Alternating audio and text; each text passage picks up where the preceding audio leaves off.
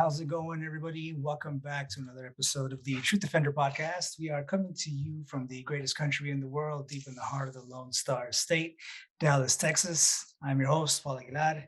I really appreciate you guys stopping in. If you guys are watching us on YouTube and you aren't already a subscriber, please consider hitting that subscribe button.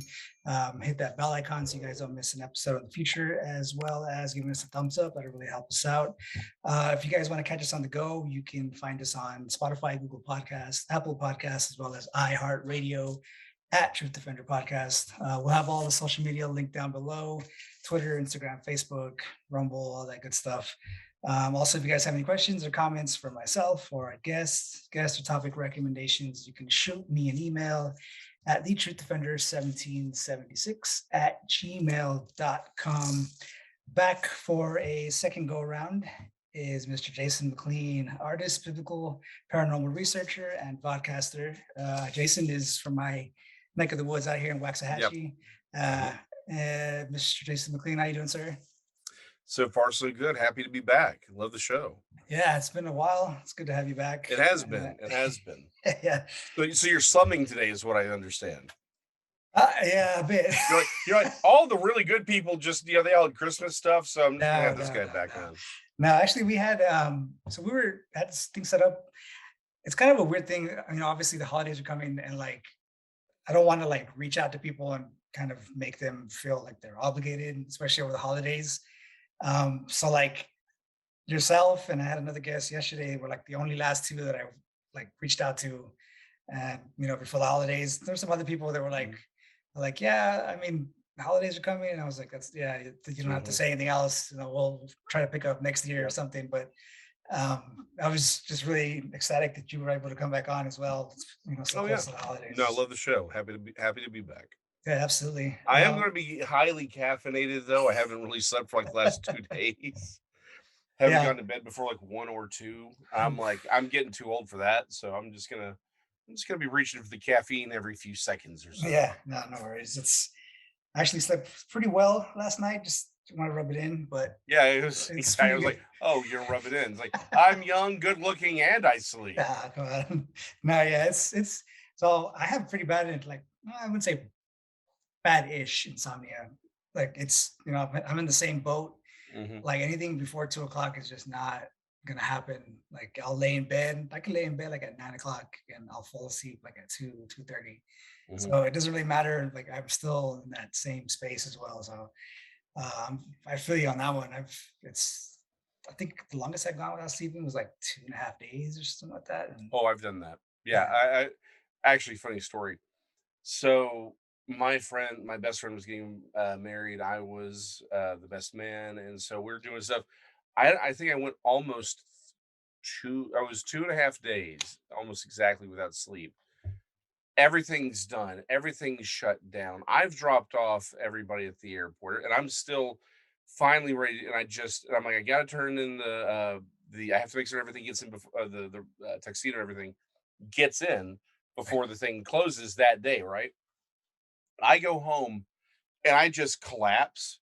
And then my dad actually comes in and he's like, hey, didn't you have to be at someplace in like 30 minutes? I'm like, thank you.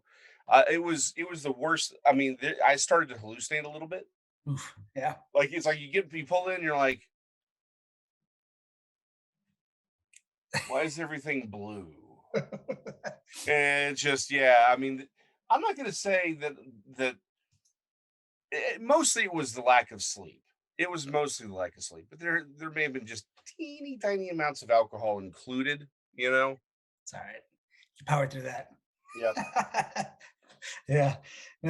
So obviously one of the big reasons I wanted to have you back on. So I actually read your book in one sitting. So if anybody is considering picking up one of Jason's books, so How UFOs and Bigfoot Prove the Bible is True, I actually sat and read through that like in an hour or so. Yeah, it's real short. And the only reason it took me so long to read it was because I was taking notes on it and stuff. But you could run through it, 36 pages long. It's jam-packed with information, real concise. Everything's real straight to the point.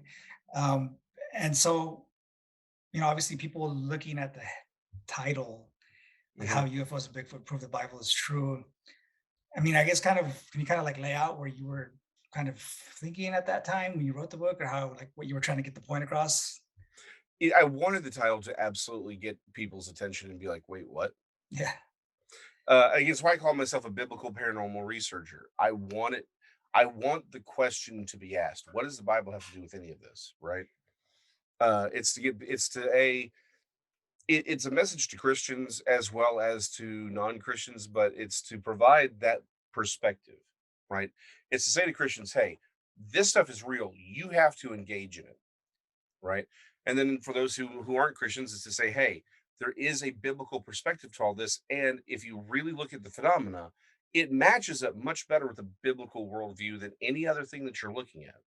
So it was meant to be evocative. It was meant to be controversial to attract attention. Absolutely was. Yeah. Yeah. And so I guess one of like the main reasons, I guess maybe you can kind of go over why people would think that to believe in aliens or Bigfoots and such, to believe in one that you couldn't possibly believe that there was actually Jesus, or like it would Mhm, contradict the Bible. Like what I guess I mean mhm, I've heard that as well for for so many years and such that if you believe in aliens and you kind of don't believe that there's like a God or Jesus, like I mean, mhm. why is it so polarizing that you can't believe in one without believing in the other? Well, this is a great question, and this is one of those things where it does. Some people try to cut the baby in half and be like, well, maybe God's the God of all the aliens too, right? And Jesus, it's like, or maybe it's just for our planet because we're the screw ups, right? It's like, okay, you could argue that, Right. but if the basic proposition of from those who believe in ancient astronaut theory, to those who believe that we are being visited by extraterrestrials from another planet that evolved randomly over there, essentially in order for that universe to work, then the biblical worldview cannot. Mm, The biblical worldview is very explicit that Earth is unique, humanity is unique. right. Doesn't mean that there aren't all kinds of things in the universe, but what it means is humanity and our planet are unique. We are uniquely watched over. We are uniquely cared about. And anyone who actually looks and talks about the UFO phenomena absolutely will tell you, and ancient astronaut theory, if ancient astronaut theory, if UFOs are real and these are extraterrestrials, then yeah, no, all the Abrahamic religions are gone. They're out. All religions are basically false. They are human interpretations of contact with aliens. That's the basic premise. I wrote it specifically to say I chose it very specifically to say UFOs because I don't believe in extraterrestrials. And let me be very specific. When I say extraterrestrials, I mean some another sentient race that evolved by Darwinian means on another planet or in another realm of reality separate from our own and has reached level of technology that is allowing them to visit us. I don't believe that's possible. I don't think that's reality. I don't think that's even what we're seeing. And the phenomena itself is telling us that that is not what this is. And that's not just my opinion. People like John Keel, uh, I won't speak for Nick Redfern, but there's right. I know for a fact Nick Redfern doesn't agree with me. I've met him on many occasions. I consider him an acquaintance. We're friendly. Um, but I know he doesn't agree with my interpretation, but he also will say none of this makes sense if these things are what they claim to be. Mm, John Keel, these things are what they claim to be. Jacques Villay, these things, all of the original UFO investigators came out and said these things are not what we think they are. They are lying to us about what they are. Straight up, they are not extraterrestrials from another planet. They are something else. Now, again, if you don't have a biblical worldview, if you and often people will reject a lot of accounts because it becomes a little too weird for them, right. right? They hate the fact that there are plenty of ministries that have recorded hundreds of cases of people ending encounters with UFOs or stopping an abduction, uh, ending the interference of these quote unquote extraterrestrials by using traditional exorcism techniques. They clearly have a very and anyone who's had contact with these creatures will say they do seem to focus on Jesus an awful lot. Say, no, no, no, he's not what you think he is. They're trying to tell us this other story about Jesus. Like, well, if that's the case, then why is it Christians can use Jesus's name and they run away? Right. Like the entire thing just stops right there. There is too much, and in fact, something that people tend to forget is it was very common, and it's still commonplace for people to contact, again, extraterrestrials with seances, Ouija boards. I won't throw telepathy in there necessarily, but I mean, people do still try and contact them telepathically, etc. But my main thing is seances and Ouija boards. Why would that work if these are things from another planet? Right. I never got a call from somebody using a Ouija board to be like, "Oh, you're using a Ouija board." No, that's not how that works, right? Yeah. Why is it these creatures can defy all laws of physics? In fact, there was actually something that I'm gonna very poorly quote an article that Nick Redfern wrote, and he said this, or he wrote this down, and I was it's like again, I already had my opinion. I know what's going on, but I'm like, he made a great point on this, which is these things are supposedly able to shut down people, right? Right. They can wipe our memory. They can cloak their ships. They can do all these things. Why do we know they're even coming here? True. We should, if they really could do these things, why do we even know that they exist? Right. Right? They are very clear. There's so many stories that don't make sense unless the things wanted to be seen. Right? They wanted to be caught. It's a setup. And let's take it one step further. Let's take it beyond the fact that Christians can that people who even non-Christians who people have become Christian because of their UFO encounters, because they do call out to Jesus and it stops. Right. Let's take it one step further. Why is it I can find dozens of accounts? Me personally, I got dozens of accounts of people who have had what would be a textbook UFO abduction.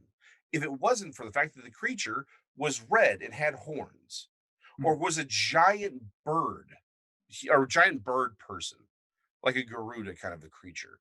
Like I've got dozens of stories of people being like, essentially, it's a straight up abduction, but the creature came through the damn wall, and was not a little gray man. He wasn't a giant insectoid. He wasn't any of these things. He looks like a demon. Right. Explain that to me. Explain why the guy who I forget his name. I'm terrible with names, and I apologize, people. But the guy who started the whole Men in Black study, right? Who the first he quit the whole thing because a man in black levitated through his wall. Oh, yeah, I remember that. Yeah, yeah, yeah. It's like Right. this doesn't make sense. It doesn't work. And by the way, if let's just think this out. Why are they bothering to come here at all? Like seriously, unless like people don't do things for no reason, Sure. right? And people come up with all these theories, but it's like if you can come here, right? If you can travel from some distant star or a different universe and you can come here, why is it the best thing you can figure out to do is to anal probe a bunch of random people? Mhm. Like why is that the agenda? And then let's talk about all these other abductees that talk about having these hybrid children, right? Right. All of these stories, it's insane.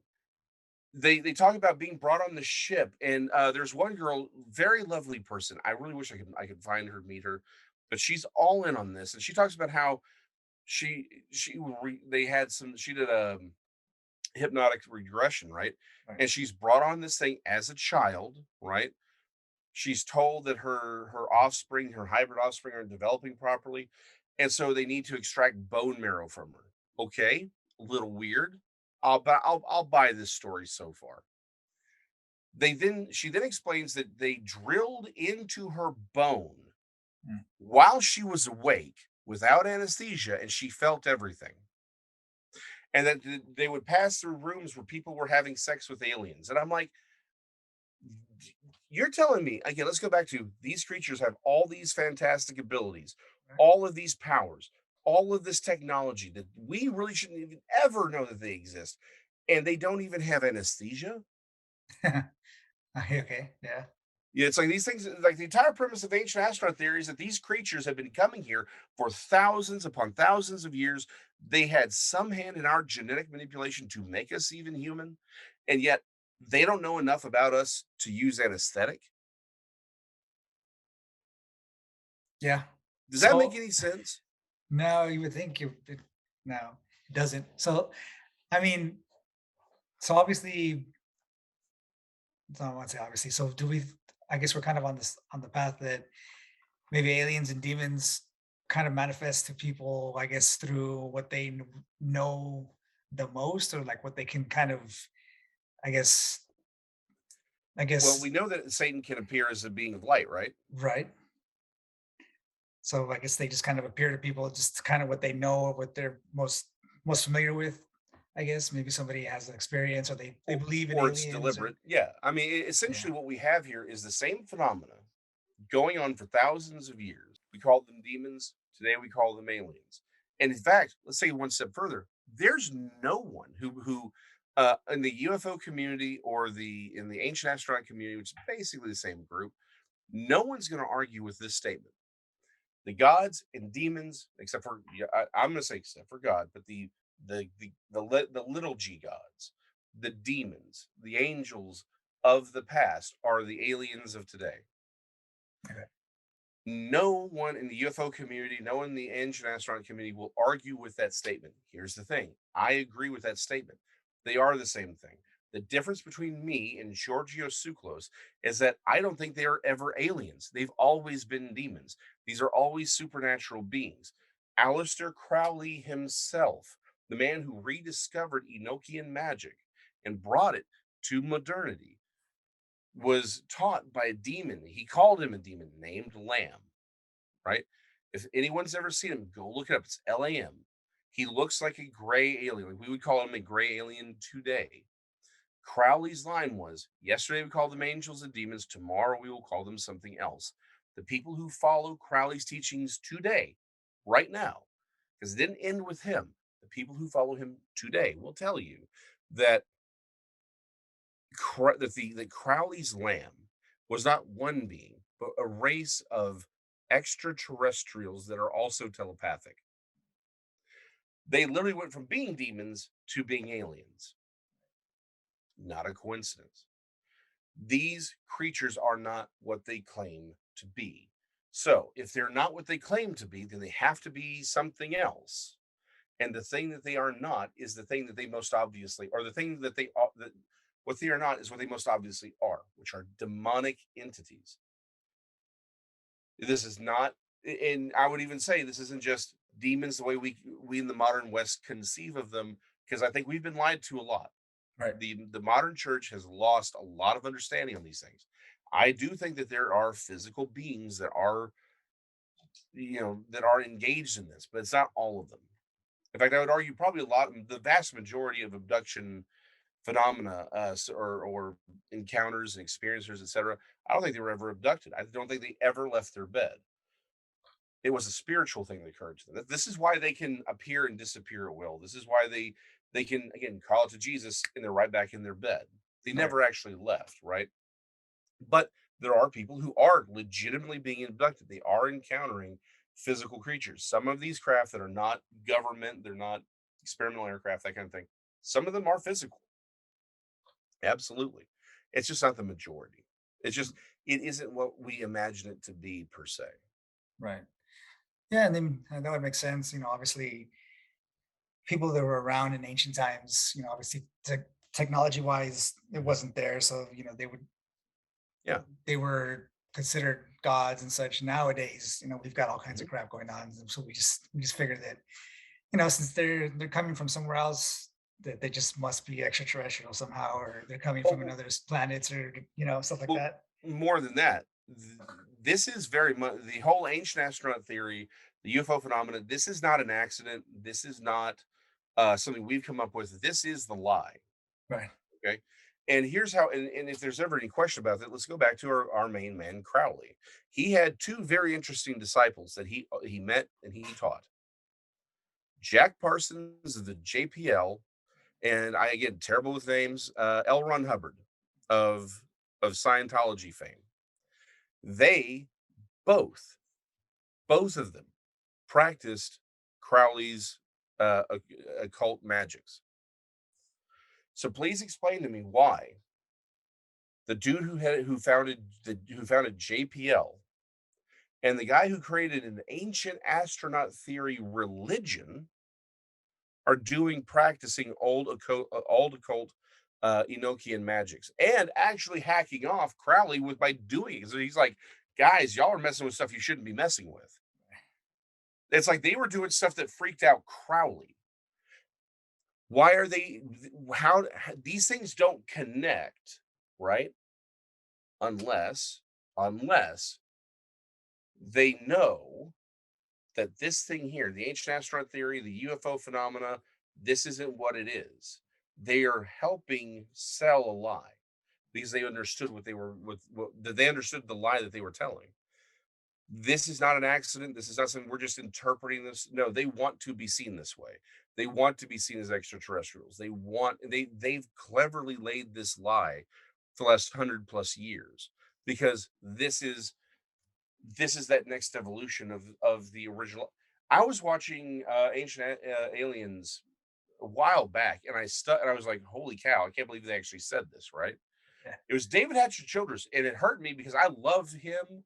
Uh, I remember running across his work in the '90s, and he's pulling out this megalithic artwork, and I'm like, "Man, this guy is amazing." And I find out that he's an ancient alien guy, and I'm like, "Oh, it hurts so bad." But he said, he's like, these creatures are going to come, and again, it's a bad quote, but this part is accurate. He said, the aliens are going to reveal themselves. He's going to say, we're going to be just like the god. I'm like, that is literally word for word what Satan tempted Eve and Adam with. It's if you do this, you'll be wise, just like God. So there's no coincidence. What's even funnier is the ancient aliens crew. They'll all tell you, uh, yeah, I mean the serpent from the Garden of Eden. That's the reptilian aliens. It's a race memory of them bringing us knowledge and wisdom. They're flat out saying that it's the same thing. Again, we all agree. The difference is they think they're extraterrestrials. I'm here to tell you, no, we got it right the first time. These are demons. These are all satanic entities driven to damn your soul and to consume our society for their worship. They want to be worshiped by us. They want to bring the Antichrist, this one world government where you have to have something, some form of passport to buy or sell. There's a reason every major empire in the world has tried the same things and they use the same symbology. They all do the same things because it's all the same spirit. It's the same spirit that drove Nimrod to build the Tower of Babel. It's the same spirit right now that's driving people's like, no, no, no, you got to get the 12th booster shot to keep because otherwise you can't go into this country or you can't go into this store to buy food or you can't go into this restaurant. Right. It's all the same thing, all the same spirit. Yeah, it's kind of creepy how everything's kind of panning out right now, and you can go to like Australia, or you can't go to Australia Yeah, you can't go to Australia right now. and nobody can Yeah, leave, and nobody can go in there, and makes you wonder it's how they got Omicron. yeah, That the variant is the Omicron variant is in there because it's fighting with the Autobots to get the Allspark and so it can win their intergalactic civil war and bring uh, evil to the world. yeah. I remember seeing something like that. There was this guy online, and he was just like, how do we have like Omicron if nobody could leave without having a vax, or nobody could come in without having a vaccine? So Yep. like, where's it coming from? And it's just like, it's a good point. I mean, they're an island out there, all by themselves. So Yeah, unless it literally. unless it It's flew like you're out an there, island. Are you telling me that the problem is the koalas? I mean, it's like so let me state very, very quickly. So I'm not anti-vax. mm, I've gotten my vaccines. My kids have their vaccines. I'm not even anti this vaccine if you're over 65 or if you have certain comorbidities. It is effective.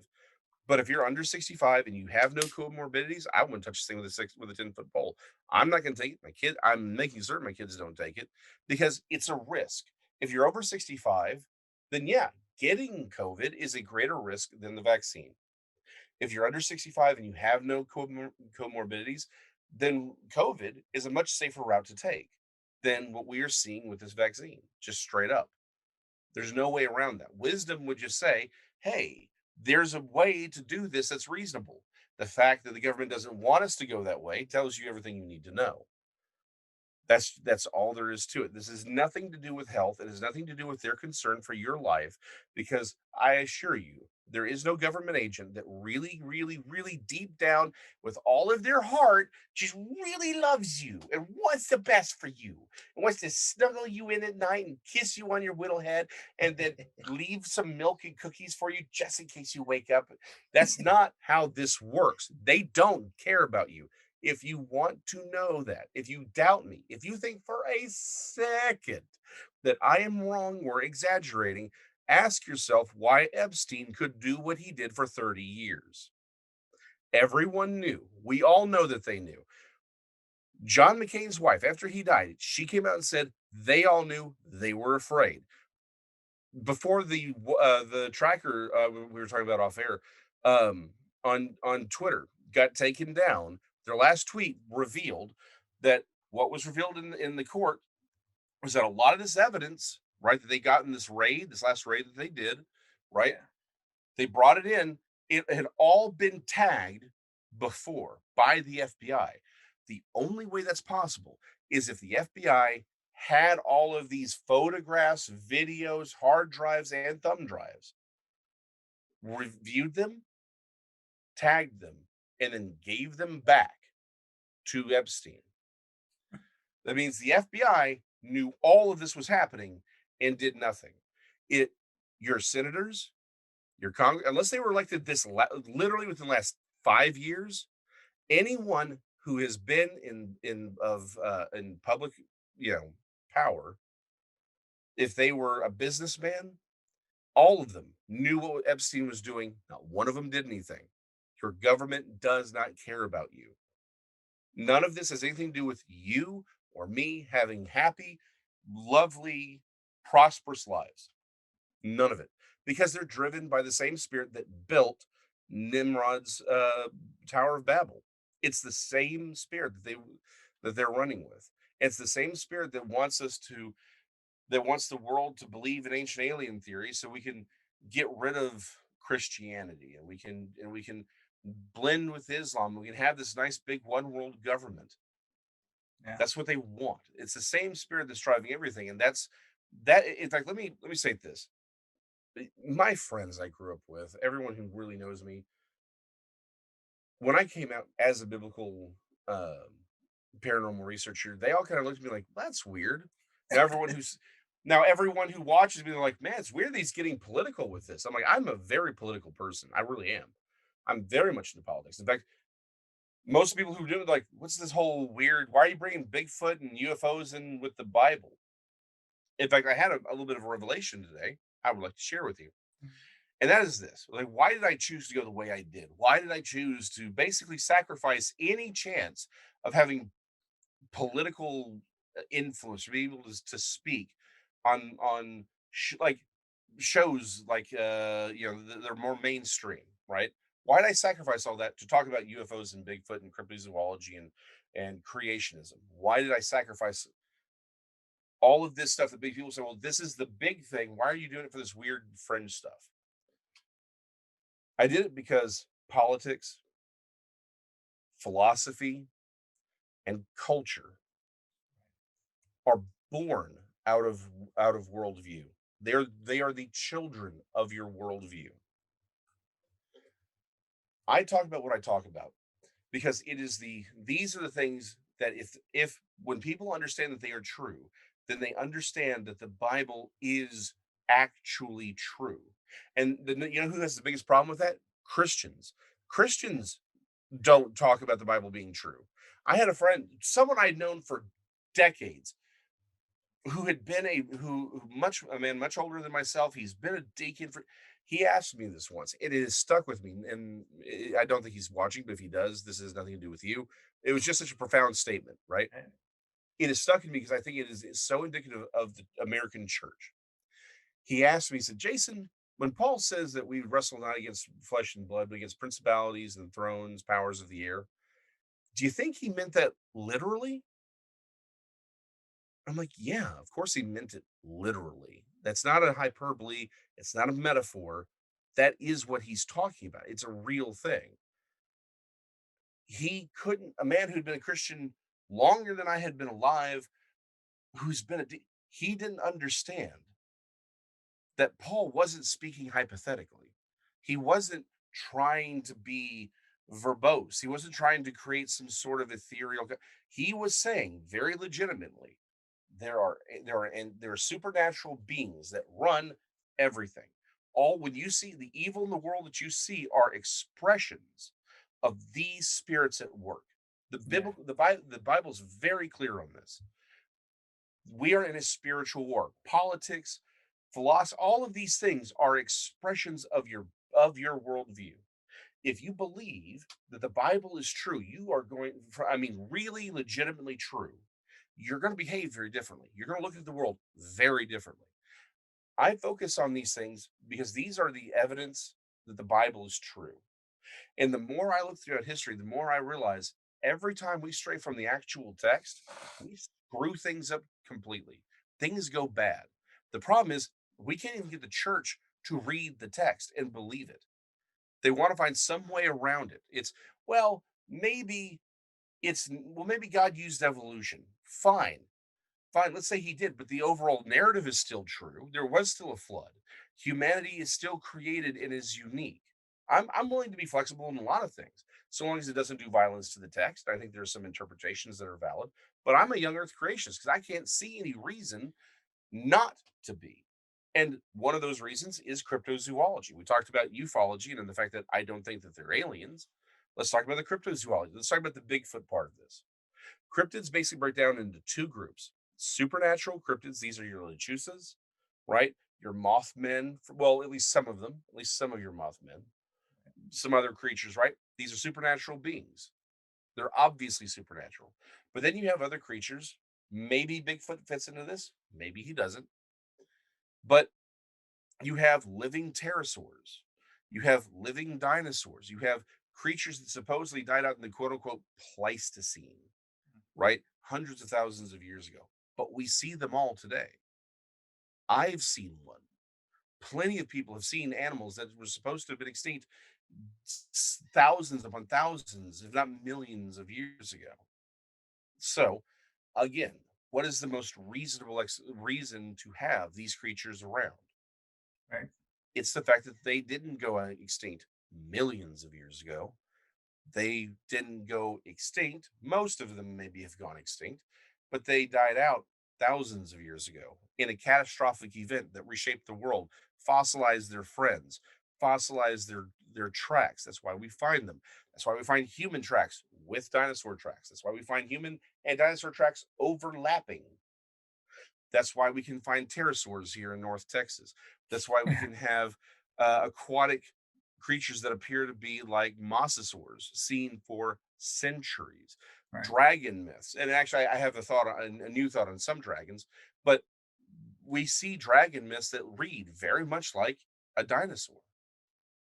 And some of them have features of dinosaurs that we didn't even realize they had until the last 10, 20, 30 years. The biblical worldview is the worldview that it's a representation of the world that we actually lived in, or that we actually exist within. It Right. was created, it is special, it is unique. It was created by an omnipotent power. There are other supernatural powers, different levels, different authorities. The world was perfect. We screwed that up. There was a catastrophic flood. It wiped out most of the life on the planet. Everything that has made it past that event, all the animals we have today, it's clearly only a handful that have offspring that have adapted to new regions. Right. Right. That's why we have all these finches all over the world. That's why we have dogs all over the world. This is clearly what's happened. The animals that lived before in the perfect environment were much larger, more robust, longer lived. That's why we have crocodiles that were the size of trains, and right now we have crocodiles the size of a you know a truck or a small bus. Right. We used to have armadillos the size of Volkswagens. Now they're they're little fun things like to hop around and carry leprosy. You know, it's like everything that lived back then was bigger, more robust, Yeah, and everything that survived is now weaker. It's lesser than. right. That's exactly what we see in the biblical text. Again, we see supernatural beings that want to corrupt us, that want to procreate with us to create half breed entities. They want to corrupt us with knowledge. That's what we're seeing with the UFOs. Why do you think they started off with Nazi Germany? Hmm. And of course, we adopt all this Nazi technology, this Nazi mentality, and now we've got all the technology, and we've got all these aliens flying around, abducting people and corrupting them and giving them knowledge that maybe we're not supposed to have. Right. It's all the same story. It's all playing out, and it matches what the Bible says is real. The problem is we don't take any of it seriously. Not really, and that's why I'm here. That's why I wrote this book. That's why I created the Society for the Investigation and Research of the Unknown, otherwise known as S.I.R.U. You can go to sirupapers.com. It has a link to all my books, all my work, my YouTube channel, and we're trying to do some stuff over there, trying to showcase all the flaws of ancient astronaut theory. I've got a video on there about those little, the little golden airships. So like Right. yeah, they're not airships. They are fish. They're those little stupid sucker fish that you have in your fish tank. Right. That's what they are. And I show why that's what they are. Like, I'm never going to ask you to believe something I can't show you, Right. right? I can't point to the evidence.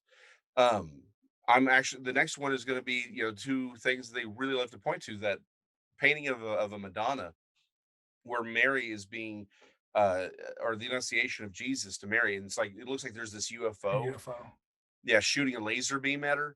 It's like that's the most deceptive thing in the history of ever, because what they do is they take the photo from like way away, and all they do is they enlarge the photo. They don't get closer to that UFO. And if you saw it, you'd be like, that's not a UFO at all. And they know it. And those things where they're like, well, here's the crucifixion, here's this artwork that has what looks like people in UFOs or rocket ships in the background. Those aren't rocket ships, it's the sun and the moon. Right. And the people who did it, they understood it because it's a different mentality. It's not like they don't know what these things are. They have the other paintings that's where it's very clearly the sun and the moon, right? Right. But they picked the ones where the artist was personifying them because they used to do plays, right? Because they saw the sun and moon as participants in the crucifixion. So they would personify them as people. That's all that is. And we know that.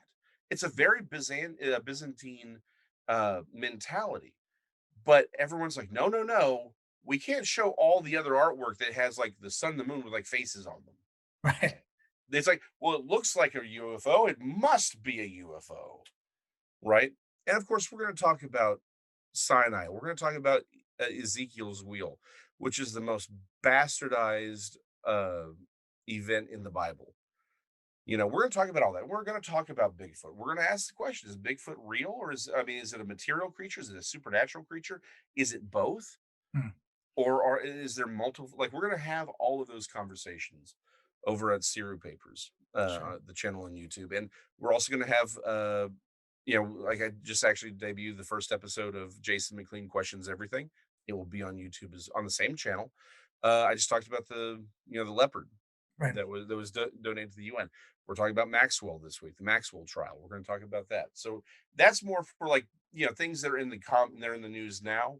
S.I.R.U Papers are going to be those videos are going to be things that you can share with your friends and be like, hey, I know you think Giorgio Tsoukalos is like the coolest thing ever. Let me show you where he's lying to you through his teeth. Right. Yeah. Yeah. It's I've been guilty myself of watching those shows on Discovery Channel and such, but Hmm. Oh yeah, yeah. I mean, at the face value, they're interesting, just to look at and maybe ponder, like, what if, but Uh-huh. yeah, Well, but it's have you noticed that the last 3 seasons, like literally the last 3 seasons, all of it is about the supernatural and the occult? None of it has anything to do with UFOs anymore. true. Yeah. Uh-huh. Not a And it's coincidence. no, yeah, it's not. So I've always been kind of interested as to, I Mhm. guess maybe has we'll go back to kind of like the Vatican and the church and such, but um has I want to say since before shoot, I wouldn't even say just recently, but way back in the days, do you think the church has always been corrupted I by think the devil, or that's is that something that's kind a of recent? great question. I tend to have a very nuanced view on a lot of things because it's not because I'm trying to be some milk toast fence sitter or anything like that. Milk toast. Uh-huh. No, but it's because I do think I try to give everyone the same grace I would want extended to me, Sure. right? And also beyond that, though, I tend to think life is a lot more complicated than we want it to be. Like we want things to fit on bumper stickers, right? Nice. And it's like, I'm sorry, the world doesn't fit on a bumper sticker. Like there are some things that, yeah, you can probably boil down to 10 words and you can do a little snap bite and or sound bite, and that'd be fine. But the vast majority of human history doesn't fit on a sound bite. So what I would argue is this: Deuteronomy 32. Okay. Most of the modern Bibles work off of the Masoretic text. In Deuteronomy 32, most will read that humanity after the Tower of Babel was basically broken out according to the sons of Israel. Okay. A lot of people point to the number 70, the number of people who enter Israel. Number 70 shows up all throughout the Bible. The Septuagint and the Dead Sea Scrolls and a few other texts read that humanity was apportioned according to the sons of God. Right. People who are familiar with Michael Heiser, I cannot recommend his work enough on the Divine Council. We have to rediscover again, why could Paul say with such certitude that there were spirits over these nations? And Right. here's the thing: we often say, well, he was trying to actually tell us the order and the hierarchy of angels. That's not what he was doing, because the words he used were actually specific Roman governmental titles. Right? It Sure. would be like saying our war is against presidents and senators and governors and mayors of the supernatural world, right? He was putting this idea into context that there are powers in a hierarchy over nations, what we would call counties, cities, even neighborhoods. Mm. Paul could say that with such certitude because of what he understood about Deuteronomy 32, about the divine council.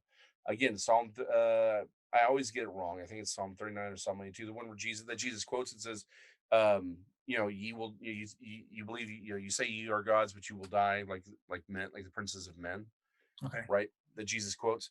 Um, that Psalm that he quotes is again is a divine council text at the Tower of Babel. What happens is God divorced humanity, right? And in that, there are now supernatural beings over humanity. This is just the way things are. So, to my point here, just like the Matrix said that anyone who wasn't unplugged is a part of that system, that's the way our world works. If you are in a nation, you're again, however the supernatural world breaks that up, you have that authority is over you. They're influencing you, what you believe, what you think.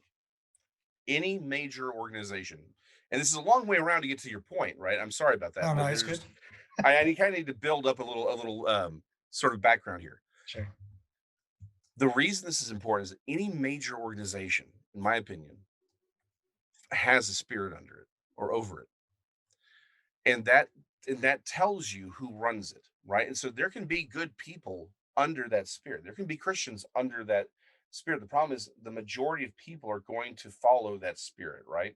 Now, that spirit doesn't have complete and total control. It's a corrupting influence, but it doesn't have complete control. You still have free will. Everyone still has free will, but most people, again, if you're not unplugged, then you're under their power, right?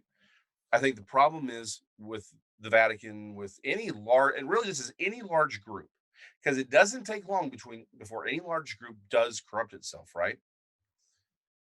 Is that those spirits are real. They are interacting. If you're not actively fighting against them, then you're running with them and you allow them to corrupt you.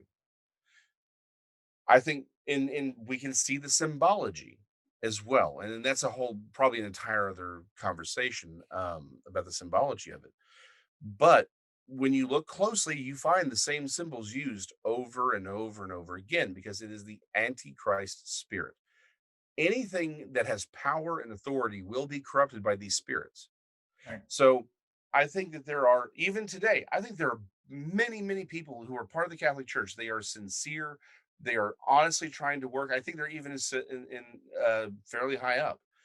The problem is any large system will be corrupted by the spirits involved. And I think the problem is more people are going to come in and be corrupted. We're told in the Bible there would be tares, and you can't tell what they are at the beginning, right? Right. And so the problem is there's going to be wheat and tares. So I think it was a again. I think there's Christians in there that they were well meaning, just like there are Presbyterians that are Christians that are well meaning, just like there are Baptists who are Christians and well meaning. But they all of these organizations have become corrupt over time because it is the nature of the way. Because and it becomes real hard to fight against something you don't believe exists too. Right. I mean, let's face it, the American churches are functionally deists. Yeah, and it's sad. I mean, we've spoken about this before. It's Mhm. you have like priests or exorcists that don't exorcists, let that sink in. Yeah. That don't believe that the devil's real. They don't believe Mhm. that there's demons or just and it goes to like not just exorcisms, but priests now that have their own congregations Yeah. that preach nonsense from the Mhm. pulpit, don't preach what comes out of the Bible. Um, and then so like I've referenced or I spoke about if the church has been taken over. Obviously, it has, but kind of when that, I guess, kind of when that kind of happened around what time. But I mean, if you've obviously heard of Father Malachi Martin, you would know Oh, yeah. he spoke about even like in the 70s or something like that, like Mhm. early 70s, that was kind of when the church was really taken over. And I actually have one of his books here about the collapse of the Roman Church and all that kind of stuff. And Mhm. reading like halfway through right now, but it's such a huge book. It's like 700 pages. But Yeah, no, you know, he did a he, lot of work on that. he spoke about that specifically. That around the 70s was kind of when that really took off, and you have like the Mhm. pink cardinals, and they have all their kind of underground kind of Mhm. sex things and orgies that they have going on in like in the Yep. Vatican, and it's just gone to shit. And it's no wonder that now today that's trickled down, and we see a lot of what's happening in society today, Yeah. especially within the church, that's non-existent really.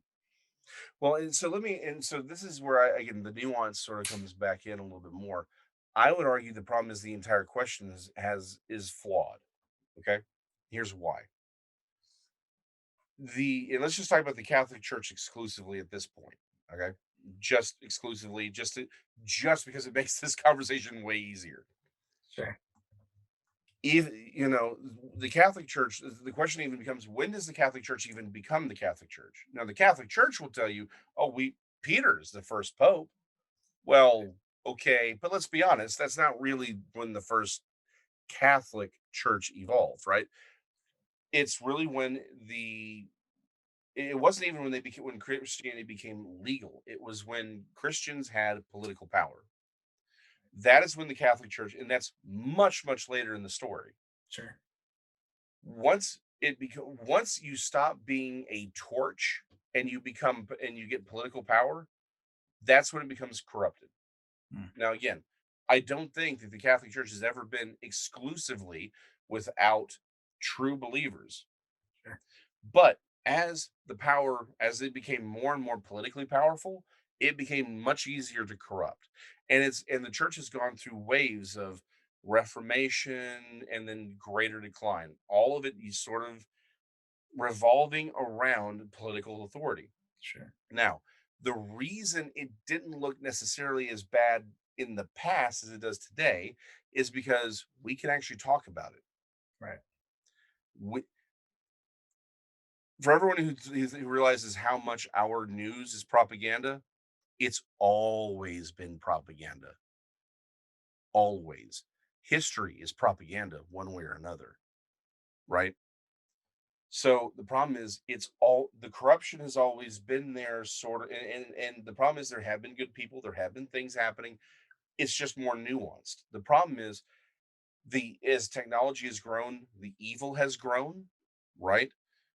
The pressures have changed, but it's so the question is, well, when did it fall? Well, it's that's not really even the issue. The issue is that it's fallen and risen many times, Right. right?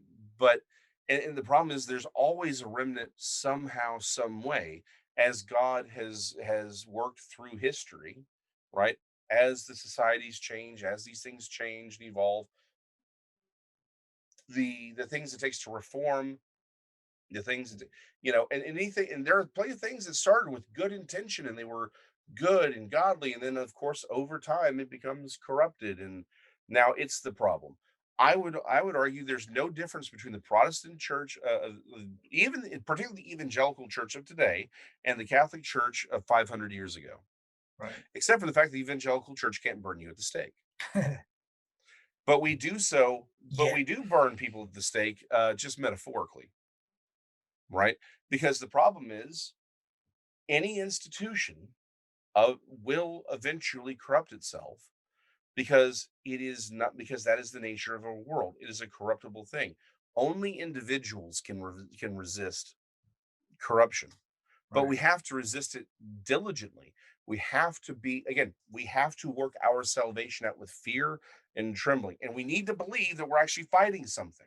We don't even believe, I mean, most American Christians today don't even believe that the kingdom of God is a real kingdom.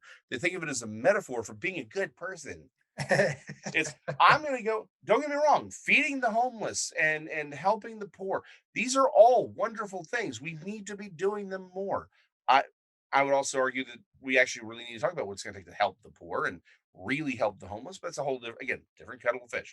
I get no problem with helping anybody. I think we should. That's what we're here for. But well, let me phrase this. That's not why we're here. It's a function of our kingdom. The Sure. problem is, helping the poor is not being the kingdom, Right. right? You're just doing a good thing because you want to get praise, or you want people to be like, "Oh, aren't you such a good person? Look at all these selfies you took of you handing out food to Food. poor people, to homeless people. You're so good, and you really care about the community." That's not what this is. You're supposed to care about the kingdom. You're not Right. Republican. You're not Democrat. You're supposed to be a Christian who's here to serve the kingdom. Right. I have a responsibility as the ambassador of the kingdom to try and make the world as good as I can. But I do so because I am expressing. This goes back to the idea that the world, that philosophy, politics, culture it's the children. These are the children of worldview. My worldview, the biblical worldview, is that as a Christian, I am an ambassador of a real kingdom that's gonna take place here. I am telling you that that Jesus is the King, and that His way is right. His is the way of life. And I do that by expressing this is what the kingdom should look like. It Right. is to help the poor, but I do so showing you that this is how the kingdom asks us to live. I am responsible for my actions. You are responsible for your actions. Jesus isn't going to ask me why you're sinning. Yeah. You have to know him personally. God has no grandchildren, straight up. And yes, we live in a world of demons. We live in a world of supernatural beings that are out to get us, and we have to call those things out. People are they fall into sin because of these creatures. I don't look down at Nancy Pelosi and think, man, look at how evil Skeletor is. She is evil, Right. and yes, she is Skeletor, Yep. but she's not the problem. It's Right. the spirit over her that's the problem. And I have to recognize that. That's why I can only look at her with pity. I pray for these people because they're not my enemy. They're my brother and sister who have fallen astray. They are the prodigal son. They're still eating the pods or they're longing for the pods of swine. That's what they are. How can I have anything but pity for them? I want them to come back because it would make my God, my King, my Father rejoice for them coming back. He wants them to come back to this kingdom. Right. And I can't. So Yes, I can argue again. I will argue against them all day long. I believe that their beliefs are evil. What they're doing is evil because their worldview is evil. But I want their souls in the kingdom. I don't hate them. I pity them. Now, again, what does any of this have to do with Bigfoot? Again, I go back to worldview. Right. The Bible's very clear. We do have enemies, and they are supernatural, and they express themselves in many different ways. And you have to be wise on the ways that they express themselves. We should be able to point to these exotic creatures that people see and say, yes, that is evidence of the fact the Bible is true, that there was a worldwide cataclysmic event. We can discuss the details, we can argue about the details, but the event occurred, and some of these creatures survived unchanged. Right. That's evidence that Noah was real. That's also evidence that we're all the same family. I can't hate someone for being black or Chinese or uh, American Indian or Pakistani. I can't hate some other race. We're all one family. I can't hate someone that God loves. Right. If again, if the Bible is true, then we would have to live very differently. I would argue that this is all about for me worldview.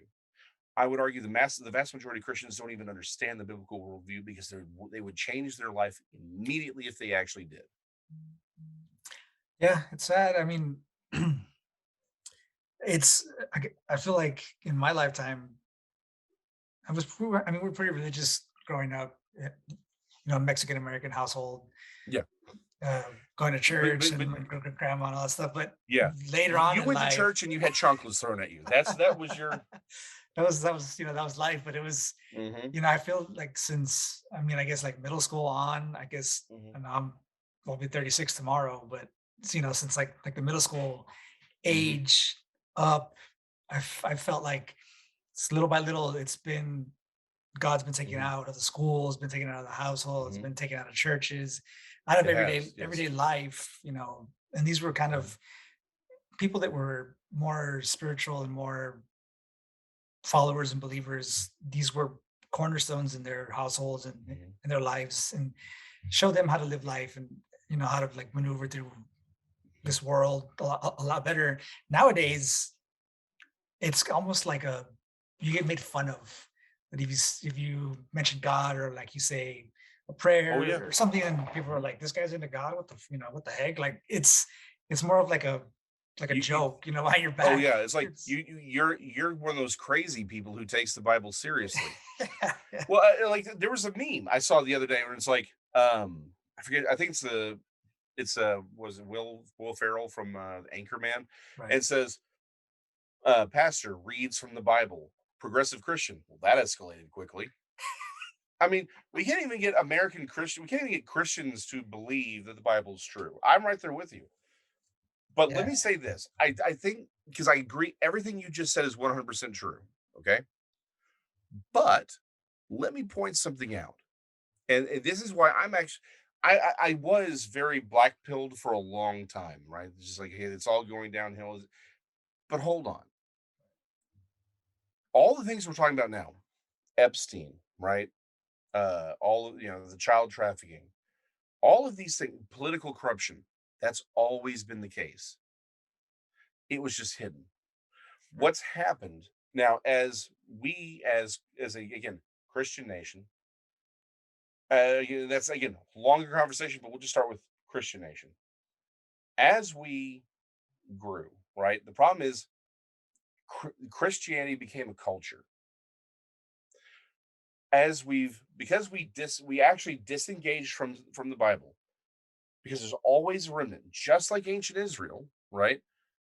We disengaged as a culture, and so the problem is once the culture becomes unmoored from the Bible, people are going to regress. They're going to go back to being lovers of self. Right. They're going to want to call good evil and evil good. That's the human nature. All this is done. And again, people lament this, but I think it's been a great thing because I think what God has been doing is separating the wheat and the chaff. That's all he's been doing. He's been saying, hey, because again, being a cultural Christian is going to send you to hell just as fast as being an atheist, Sure. just as fast as being a Satanist. Culturally Christian doesn't mean anything except you're just going to go to hell prettier. True. So as the culture disengaged, Joel everyone who Osteen. wasn't really exactly. Well, you know what? It's real easy to pick on Joel Osteen because he's obvious. What about all the other churches? I think I heard some one time there was a I don't remember who it was, but it was definitely a pastor of one of these mega churches, and he was advocating for he was saying like God wants me to have like another jet, like the second jet for the church.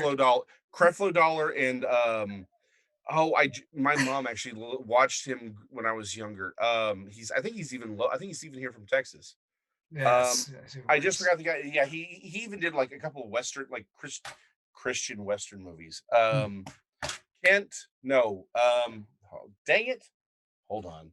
I gotta look this up. Now it's gonna kill me. Yeah, yeah. No, yeah, it's rough.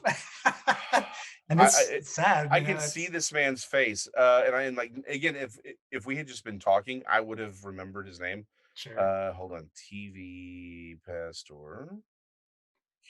It's Ken- rough. Yeah, and it sucks Yeah. that it's even worse that they're all mostly a lot Ken- of them are like in the South and they have a lot of big churches here in Texas and stuff. And it's yeah, it's Oh, this is gonna kill me.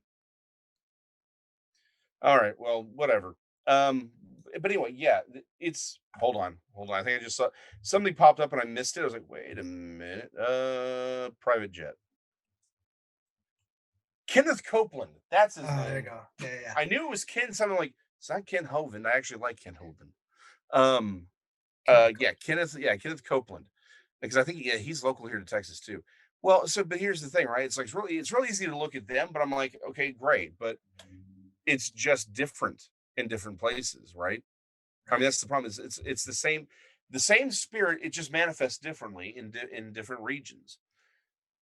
In fact, tell me the difference between Kenneth Copeland and the people running BLM right now. Yeah. These are religious. I mean, these are all religious thoughts, and they're all religions that are being used to blind somebody to milk them out of their money and keep them away from Jesus. That's all this really is. So it goes back to eh, as what we're doing, what we're seeing now is the separation of the wheat and the chaff. I was recently having a conversation again. I don't think the pastor friend of mine is watching, but if he is, I'm just saying it a true event, right? Right. But he was talking about how some people have been leaving his church to go to another church. I'm not going to name names because I just think I don't want to cause troubles, right? I'm like, there's a broader point here. And if you think I'm talking about you, I'm sorry, then spend that time with Jesus. But they left their church and they were worshiping 30 minutes away in another mega church, right? That leaned more in a political direction. And I was like, yeah, you're real happy to talk about them, but you're not mentioning the other, what about the other church over here, Right. right? You're happy to talk about this church leads this political direction, but you don't seem to have any bad words for the other church that's leaning another political direction. That you can even point out they've made the same compromises on the other side. My point is they're all wrong. Right. And your church is even wrong because you didn't fight against the breakup in the first place. You made that mistake. Sure. You didn't fight when you needed to fight for these people. You fought from a political perspective. You fought from a cultural perspective. You didn't point to Jesus. You didn't say, what does the Bible say about this, about these things? Why do you think these people left? Because you adopted a political perspective. And all we're seeing is if you're not on the side of Jesus, if you're not on the side of the kingdom, then you're going to fall by the wayside. You're going to be more Republican or more Democrat. Yeah. Now, the people who go one way, I think they're like, well, here's all the reasons why this is a Christian way to go. I'm like, okay, you have those arguments, they have their arguments, but the problem is you're supposed to be above them. You're an Sure. ambassador of Christ. Right. Are you not? Then you're not supposed to be under these things. In fact, let me say something really controversial. I'm Uh-oh. over here talking about living dinosaurs, demons as UFOs. Let me say something really controversial for you here. How can a church have Jesus and the Holy Spirit as their head if they're a 501c3? Yeah. No, yeah. What is a It's 501c3? Now, I'm not going to sit here and say everything shouldn't be a 501c3. I think that's a legitimate thing to do. But if you're a church specifically, right? You are a pastor specifically. You're supposed to be the voice of God on earth. You are supposed to represent the kingdom. right. You can have no one over you except God. A 501c3 has certain regulations. It is a contract. It is an obligation. The government has, and you are agreeing to the government having the right to tell you what not to say. Anyone who can tell you what not to say is your king. He is your master. And you're doing it for the money, because every pastor, when I've ever brought this topic up, they said, but if I'm not a 501c3, no one will donate to us. Yeah. Well, didn't you just prove my point? It's about the money. I'm not saying that all these pastors are evil or their money, but they made a compromise. And here's the thing, most pastors, most churches aren't doing this deliberately. They're not saying, I need the money. They were taught this. Right. This is, again, the corruption has always been there. The problem is you have to see the corruption, and that's all we're doing now. God, all these things that we see as terrible events, and they are terrible, they are painful, but they're separating the wheat and the chaff. People are starting to ask questions like this. They're starting to say, well, hey, hold on. I am promising not to talk about things in exchange for this. Sure. That means, now, if you go and you talk about it, guess what? That doesn't mean God is still your head. It just means you broke your word. We're asking questions that people weren't asking 10 or 15 years ago. They weren't asking these 20 or 30 years ago. Yeah. No one was asking questions like, hold on, what does the Bible actually mean? We were fighting over what people said about the Bible. The vast majority of all denominations are fought over the things that they separate over is what people said about the Bible, not Yeah. the text itself. Right. Yeah. So I've always kind of struggled with, I guess, one kind of major question when it comes to, you were speaking earlier about how you don't hold ill will towards, Mhm. people that make all these crazy decisions, and you want them to be, their souls to be up, up Yeah. there with God and in heaven and such. But It's not and easy, I what, yeah, assure you. and that's kind of what I say when, at what point, if there's a point at all, do we kind of stop fighting for them on their behalf, since they're obviously not going to do it for themselves? Like at what point do you just say, like, I can't get through to this person? Do you walk away? Do you just try to That's pick your battles, yeah. somewhere So else? this is, if there was an easy answer to this, Yeah. people would have come up with it a long time ago. And it's always those things where it's like, what would Jesus do? And like, as Yeah. a Christian, they always say, you're a Christian, turn the other cheek. That's always the same answer I've always heard since I was a little kid. Turn the other Mhm. cheek. You're not that you're better, but you try to take the high road, Right. but like, there's like a Yeah. point where, like, where can you fight back? And that's another question that I've always had. Well, what does When fighting back even look like? exactly, as a Mhm. Christian, right? So it's always one of those things, like, I mean, don't forget, in the Bible, Jesus had to go wreck shop when he went in there, and he had to Mhm. go bring down all the temples Yeah. and such, and Do you so think no one got body checked by JC back then? You think he was like, no? I guarantee you, some people maybe got caught a lick or two. Some people yeah, got body checked. yep, Um, I'm certain Jesus may have spent a couple minutes in a penalty box if it was a hockey match. yeah, Let's take this theory or this question even further. Jesus, when he shows up, he's going to be killing a whole lot of people, yeah, right? And let's go back. We're not supposed to. In fact, I think now. So let me say this, and then we'll come back around to your question, which is this: we often in the New Testament church try to look back to the Old Testament and we look at it through New Testament eyes, right? And that's the wrong way to look. We have to look at the New Testament through Old Testament eyes. sure, And let's face it, it's not like the Old Testament was like, "Yep, just let them run all over you. Let them just beat the crap out." No, you know, I mean, the Old Testament is full of wonderful stories of people who did not take lightly certain offenses. So we have to, again, this goes back to wisdom, right? My people perish for lack of wisdom. And so let me come back to your question. Again, building the foundation so we can answer it. First of all, I'm still asking. Wow, it sounded like I just became. I was from New Jersey there for a second. The two use in question. No. if I've got, I don't really have an answer here because I fight that fight all the time. Sure. At what point do you just say, "Hey, you got to walk away"? What I would say though is this: if it's against you and it's because you're a Christian, yeah, you take that hit, right? But the bigger question you're asking is, what does fighting look like? And I think fighting looks like what we see Jesus doing. He didn't argue with everyone. Sure. He just spoke the truth. And there were times where he's like, "Peace, I'm out," and just left. He's like, "This is Deuces. on y'all." He's like, "Hey, I told y'all." And so I think part of it is we have to separate what is a political fight and what's a spiritual fight, right? I think this is one of those, again, if the one thing I've actually come to loathe more than anything is when I see an American flag on the same stage as a pastor, because they are telling me who they are. Again, what do we call ourselves? We call ourselves the American church. Well, in English, the adjective, the thing that makes it unique, stands out. In the book of Revelation, it's the church in Pergamos, it's the church in Corinth. It's there's a difference of what's happening. When the church is in some place, it's an embassy, right?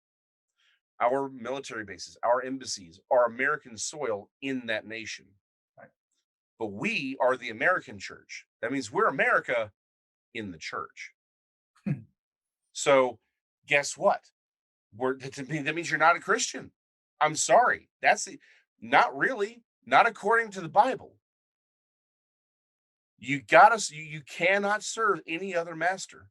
So the question becomes, in the fight, as I knock things around, the question becomes then, we have to first separate what we're fighting for and about.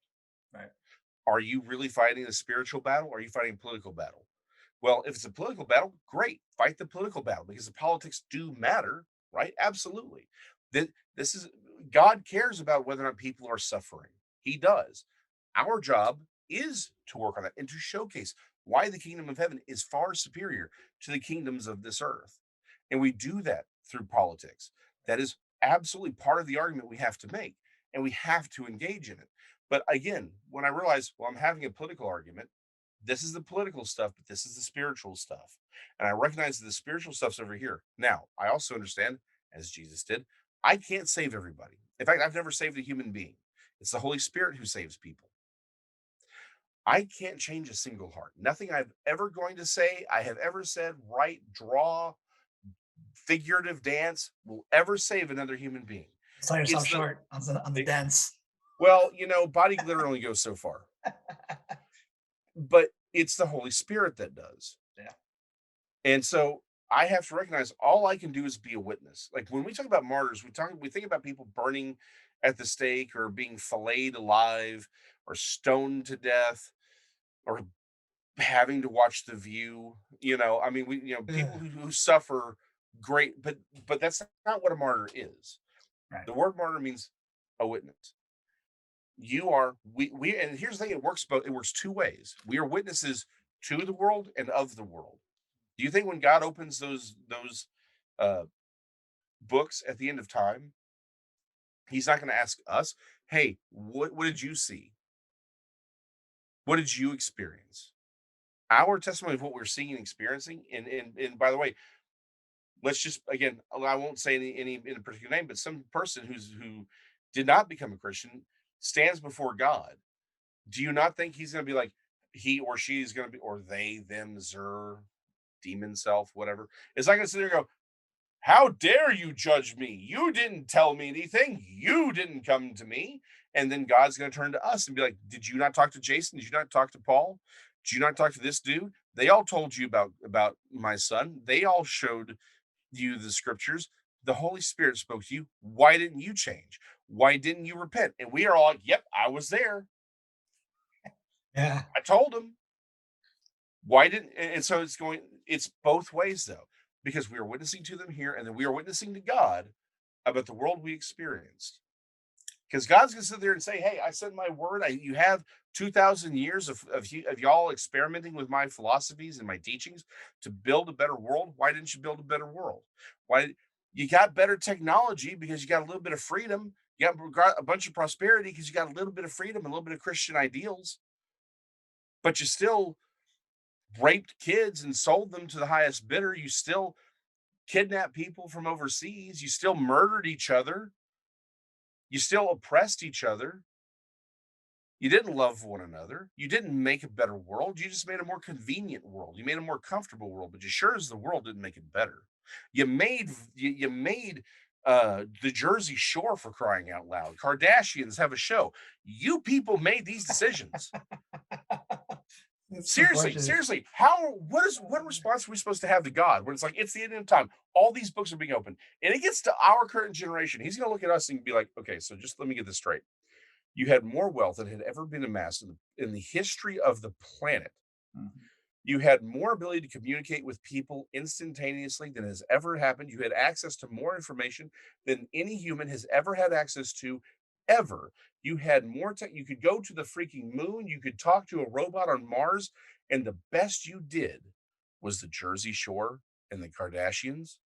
That was the highlight of your grand experiment. You didn't feed the entire world. You didn't actually cure all the world's diseases. You made more diseases. Fair You know enough. less. I know less about the Bible than my great grandfather did. Sure. And I've got more access to more translations, more versions. I mean, Blue Letter Bible alone should make me a scholar. Last 2,000 years, people would have given their left and right legs, or one maybe the left leg and the right arm, to have Blue Letter Bible. No. There was a Geneva Bible someone found. It had been, and in it was a man wrote. He was a shepherd. He left his name. That he was a shepherd in this one prayer. I'm gonna butcher the quote, but essentially the prayer went like this. He said, "Lord, I am now. It is illegal for me to read this book. I pray that you will work in the hearts and minds of my leaders so that I can once again read it." Yep. And I got every translation known to man on this stupid little box right here. I can read hundreds of commentaries. I can go back and look at what the words mean. I can read all of it. I can learn all. I've got videos. I can listen to all kinds of pastors on it right here. And yet I probably know more than my great grandfather did. We have all these technologies, all this ability to do this, and we are dumber, lazier, and less productive than we've ever been. Instead of curing the world, we've oppressed the world through governmental action. It's not just our government, it's all the world's governments. Because again, who are the governments under? Spirits that don't have our best interest at heart. But we as Christians could have risen up. We could have done this. We could have fixed this because we have the kingdom, but we didn't because we're cowards. We're cowards and we didn't want to fight back. We were afraid to. We wanted to work within the government. We wanted political power more than the power of the Holy Spirit. And that's why we are where we are. Yeah. Why do they suppress cryptozoology? Because the physical cryptids is a living embodiment of the fact that the Bible is true. Why don't they want us talking about the supernatural cryptids? Why don't they really even want us talking about UFOs and exposing all of the evidence about the UFOs? They want it very controlled so that we think that they're aliens. Why? Because if we understood that this was a spiritual war that we were in, we would recognize that we're also spiritual beings and that the Bible was right and that our fight isn't in Washington or Austin. It's in the hearts and minds of every human being that is trapped by these damned spirits. That is what they're hiding from us. That's why I wrote this book. And again, it's like, how does politics have anything to do with whether or not Bigfoot is real? Well, they don't, except it does. It's all the world. Why do we have 87 genders? Why do we have people? Why are we accepting? Isn't it so bold and beautiful that that man is tattooing his face and implanting himself so he looks like a lizard? He's a lizard self. Isn't that so wonderful? He's calling himself Tiamat because he's a lesbian trans dragon, and it's not something I made up. Why is it? Why do we have minor attracted peoples as a legitimate conversation right now? We have all these things because this is a war on reality. The Satan has always the war on reality started all the way back in the garden when it's you will not surely die. Right. There's it's always been a war on reality because God is reality. God is truth. Jesus is the way, the truth, the life. All he has to do is keep us away from that. But as soon as you become unmoored from that, you'll believe anything and everything because it's all fantasy. It's all fantasy if you're not in reality. Everyone's freaking out about the metaverse. The metaverse is no more a problem than the world we have right now. You've been listening to CNN and ABC and NBC for the last 50 years. You think you actually know how the world works? You don't. It's always been a lie. The CIA has always lied to you. They've always been in control of this. Why do you not know certain things? What it's you're fed crap from the same Christians will say, "Yeah, man, Hollywood is terrible." And I'm guilty of this. Look at this stuff. This is all Spider-Man, and I love the X-Men, and I'm always like, but you're still going to see the Marvel movies?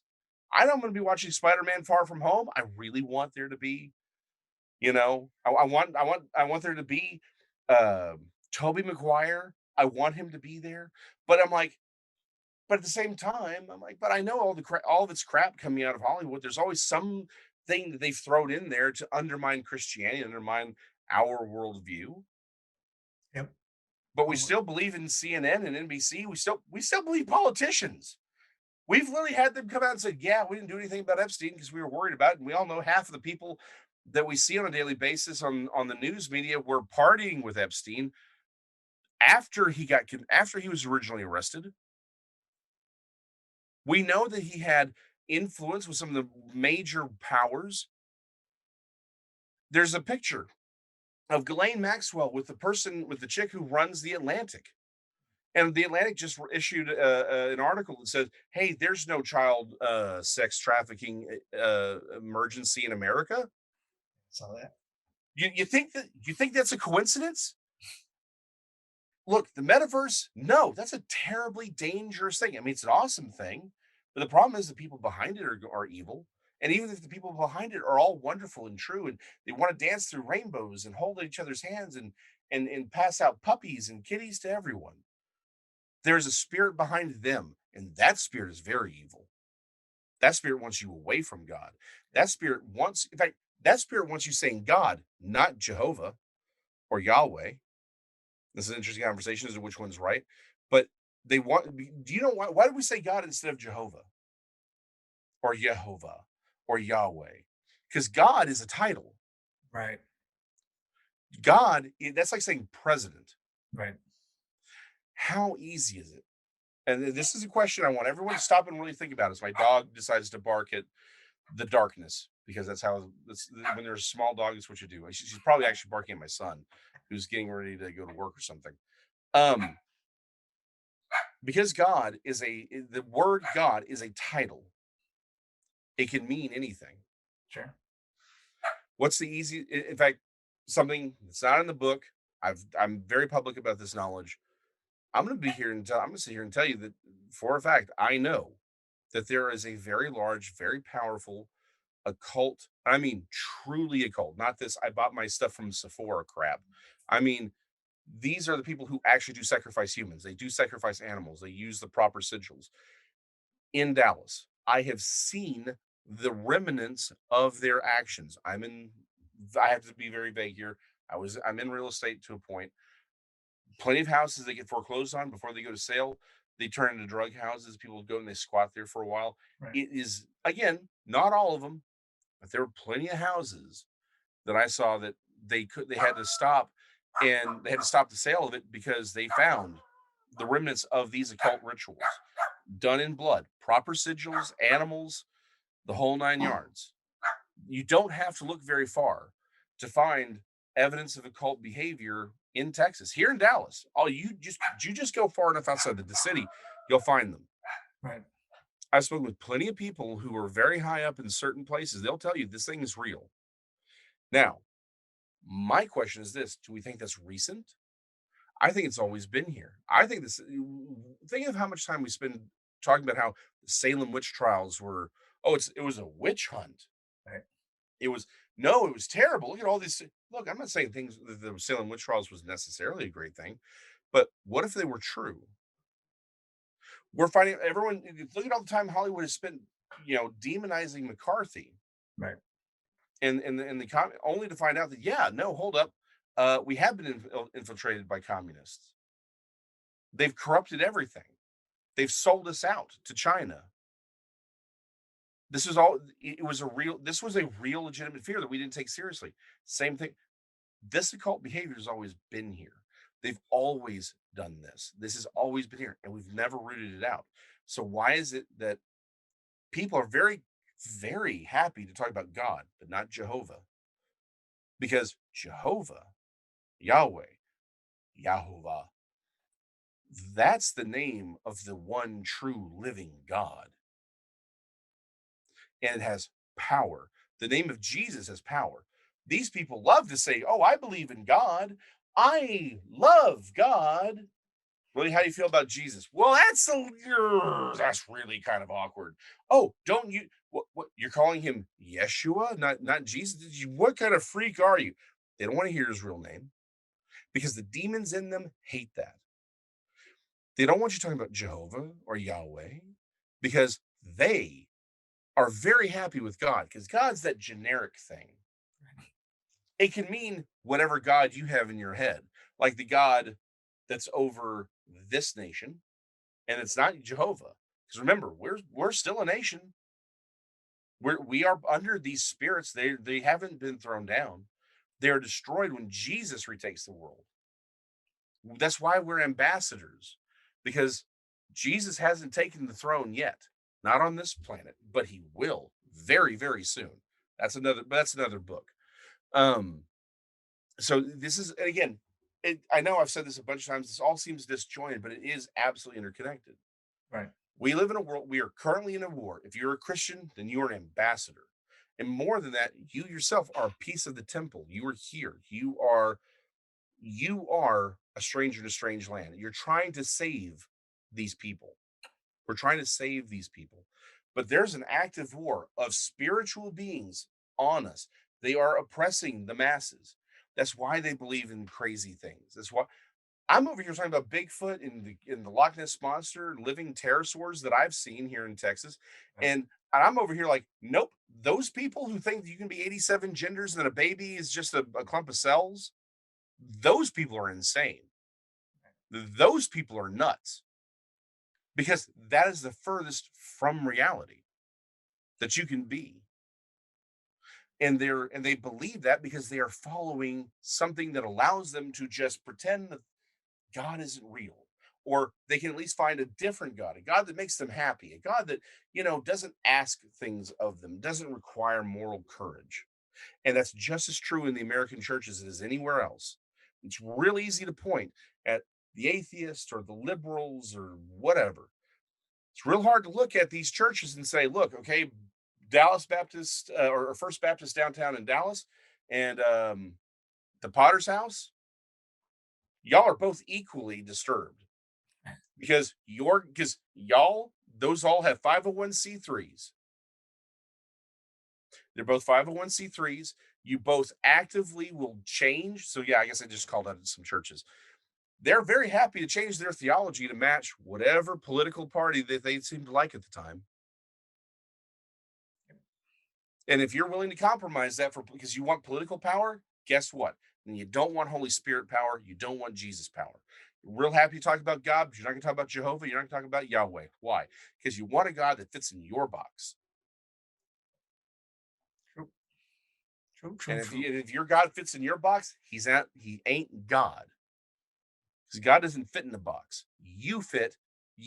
Our job is to grow bigger than the box because we're trying to grow closer to God. That's it. Right? It's like, well, no, I don't want to talk about this. And I've had plenty of pastors that I know say this very sense. No, I'm sorry, Jason, I don't want to talk about, while I agree with you that ancient astronaut theory is the religion of the 21st century, we can't talk about it here at the church. We don't want to be known as the church that believes in UFOs.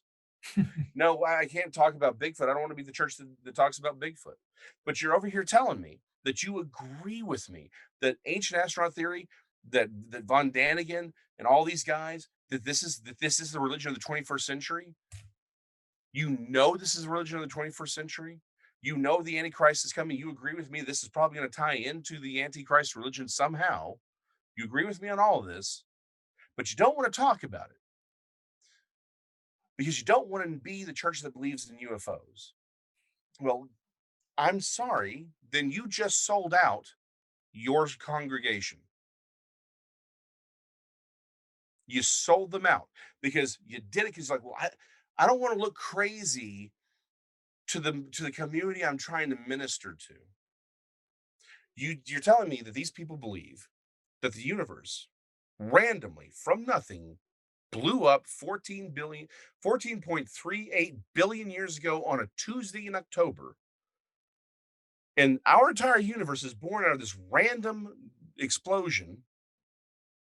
And then we get the earth and the sun and the monkeys and the fish and the cars and music. This all randomly happens. There's no guiding hand. Everything's fine. And we can have 87 genders. And my dog has human rights, and my 5-year-old kid can decide to be a reptile or a dinosaur, and I gotta respect that. They believe all this, and you're worried about looking crazy? Yeah. These people are crazy they're crazy because they are away from the truth. And you just sold them out because you're saying, well, I can't bring them in. And really what you're worried about is, well, people will then look at it, my congregation is crazy, and then they don't want to be coming to the church, which means we're going to lose money. You're covering it up by saying, I don't want to look crazy. I don't want to lose my how often have we heard this? I don't want to lose my testimony Yeah. in the community. Well, what the hell? I'm going to work blue here for 2 seconds, and I apologize, but this one really bothers me. What the hell are you preaching then? If you're not going to warn people that the fires are coming, that means you're willing to let them burn. Yep. Of what good are you?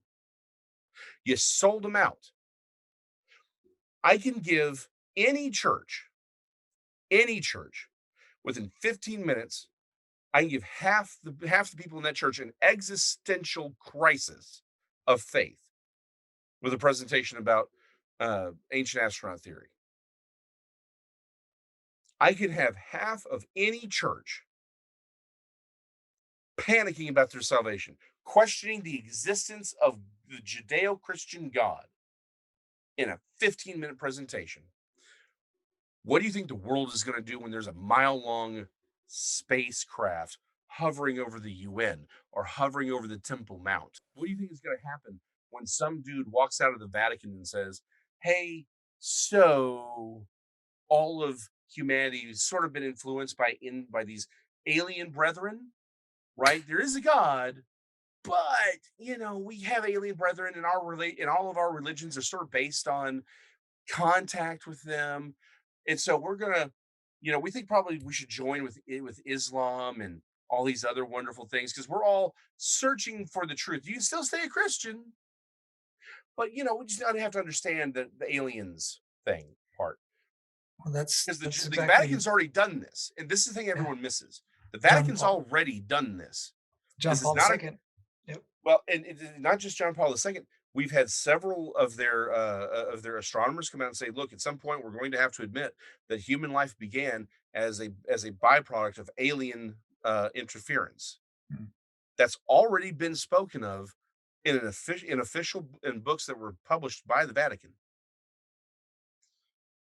This is not a. I'm not saying like I know this sounds insane, but this has already happened. And I'm just telling everyone, if you're a pastor, if you go to a church, you have to listen to the next words that come out of my mouth. There is a day coming, not tomorrow, not next week, but after that, I make no promises. But there's a day coming. And in fact, I will put money on this by the end of 2033. By the end of 2033, something along what I've just described will occur. There will be some sort of aircraft, extraterrestrial aircraft appear publicly.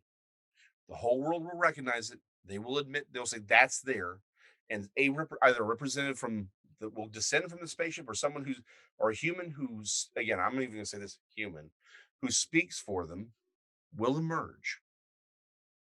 On that day, people are not going to flock to churches. We always have in the movies, they always may have like, oh, there's the alien aircraft. Everyone's flooding to their church and they're going to their mosque. No, they're not. By the time this trap is, that's only going to occur when the trap is properly set. Why do you think every major billion dollar franchise in Hollywood for the last 20 years, with the exception of Fast and the Furious, and I think probably Harry Potter, but I don't know enough about Harry Potter. But every other major billion-dollar franchise has some form of ancient astronaut theory. Right. In fact, let me run through some that most people wouldn't even think about. The Ice Age franchise is heavily ancient, it has a heavy base in ancient astronaut theory. The Transformers series, every Marvel movie you've ever seen, the DC movies, Superman, Batman, they're all ancient astronauts. They just call them metahumans, but the premise is there. It's the same idea. Stargate. That's had four or five different television shows since the 90s. The X-Files. Yep. I mean, Star Trek. In fact, the most recent Star Trek movies have really pushed hard on that. The opening to the second one, Into Darkness, right? That was all ancient astronaut theory. Yeah. The entire setup was that. The Star Trek franchise going all the way back, they've always had this idea that the gods of old were aliens. We saw that in the original series. Star Trek: The Next Generation had an entire episode dedicated to this idea that that the humans and the Romulans and the Cardassians and the Klingons were all seeded by some older race millions of years ago or billions of years ago. Name some random multi-billion-dollar franchise, and we will, with the exception of Fast and Furious, uh, okay, maybe Jurassic Park. Okay, I think probably that one doesn't have it in there. So, but I'm having trouble finding a multi-billion-dollar franchise that doesn't have it. Star Wars, it's there. It's always there. It's in all of these movies. Why? Because we're being prepped. Yeah. This is all preparation, because when that day does come, they want everyone to go, yeah, that does make more sense that all of the world's religions are influenced by contact with UFOs than, the fact that supernatural beings exist. God is just a title. And so to speak to that, so like how when the Pentagon and all them started releasing papers that they had Mhm. videos of aliens and all kinds of crap, like nobody nobody batted an eye. Like there was no it Nobody was just blinked. everybody was just like, Mhm. oh yeah, like like that working over the years, putting that in people's minds and such. And just like you said, when they do show up, whoever they are, everybody's just gonna be like, oh yeah, aliens, cool. Let me Mhm. hop on the gram and fucking take pictures and hey, what's Yeah. up? It's like Yep. it's not gonna matter. Like Mhm. it's just not Oh, gonna it's be a not. thing. So it's yeah. There's a date. If there's a date that should live in infamy in every Christian pastor's mind, it's December, I want to say 17th of 2017, but at least December of 2017. Now, why that date? Why that month? That is when the New York Times released a story and released information from the Pentagon, from the DoD, stating that UFOs were real and that they interdicted our atmosphere and our airspace with impunity. Like this happened. Nobody noticed. Nobody freaked out. There wasn't high level conversations with pastors publicly talking about. No one responded. That was a theological shot across the bow. We did nothing because every major pastor, all they were all happy to say, I don't want to be the guy. I don't want to be the church. that claims that believes in UFOs. Again, I'm going to say this is the first time I've publicly stated this, and I will do a show on my own channel that states this again. So I've come to the sort of realization I have to say this. I'm not calling any one person out because there are plenty of people who I've had conversations with, and they're like, "Well, is he?" I'm not. It's not just you. I assure you, you're not the person. You're not the only person I've talked to about this. But if you have not had at least one sermon explaining ancient astronaut theory to your parishioners, if you have not brought someone in to explain how, to show how it's a fraud and debunk all their claims, if you haven't done this, and the reason you don't address it is because you're worried about your testimony to your community, I will say this unequivocally. I want right here, just you and me right now. You sold out your people. You sold out your flock. You are more afraid of man than you are of God. And every soul that you, of every person that you teach, is in mortal danger of hellfire right now because you have not prepared them for what is absolutely coming. You know it. You agree with me, and you've seen it. It is in your Bible right now. If you think for a second that aliens couldn't possibly have anything to do with the end times, go and look at the description of the spirits that come out of the Antichrist's mouth. Just go do it right now. And then I want you to look at because they look like frogs. Look at the frogs endemic to Paul or to John the Baptist or John the Baptist, who is also John the Revelator.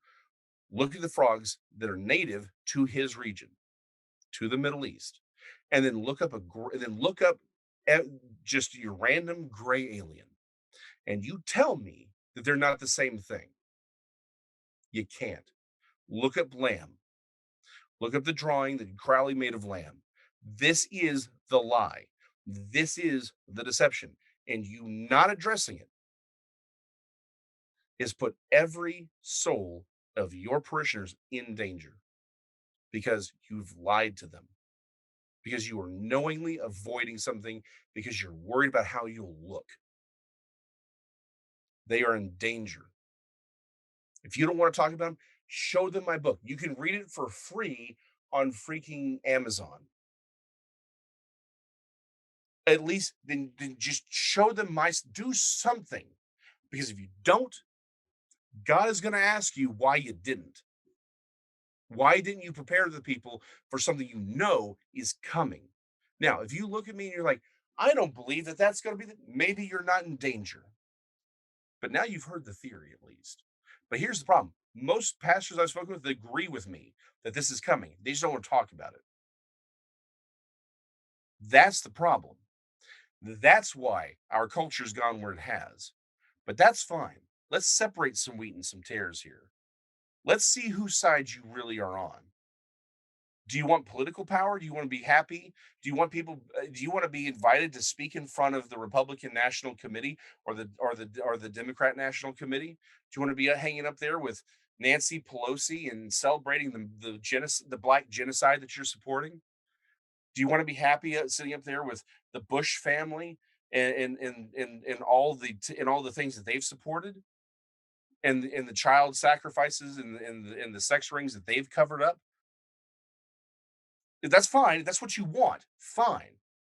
But at least I know where you are. At least I know who you care about. At least I know what matters to you. And I know what side you're on. Fine. I'll be happy to work with you politically. But I fear for your soul because you're not, because the God you worship is not named Jehovah.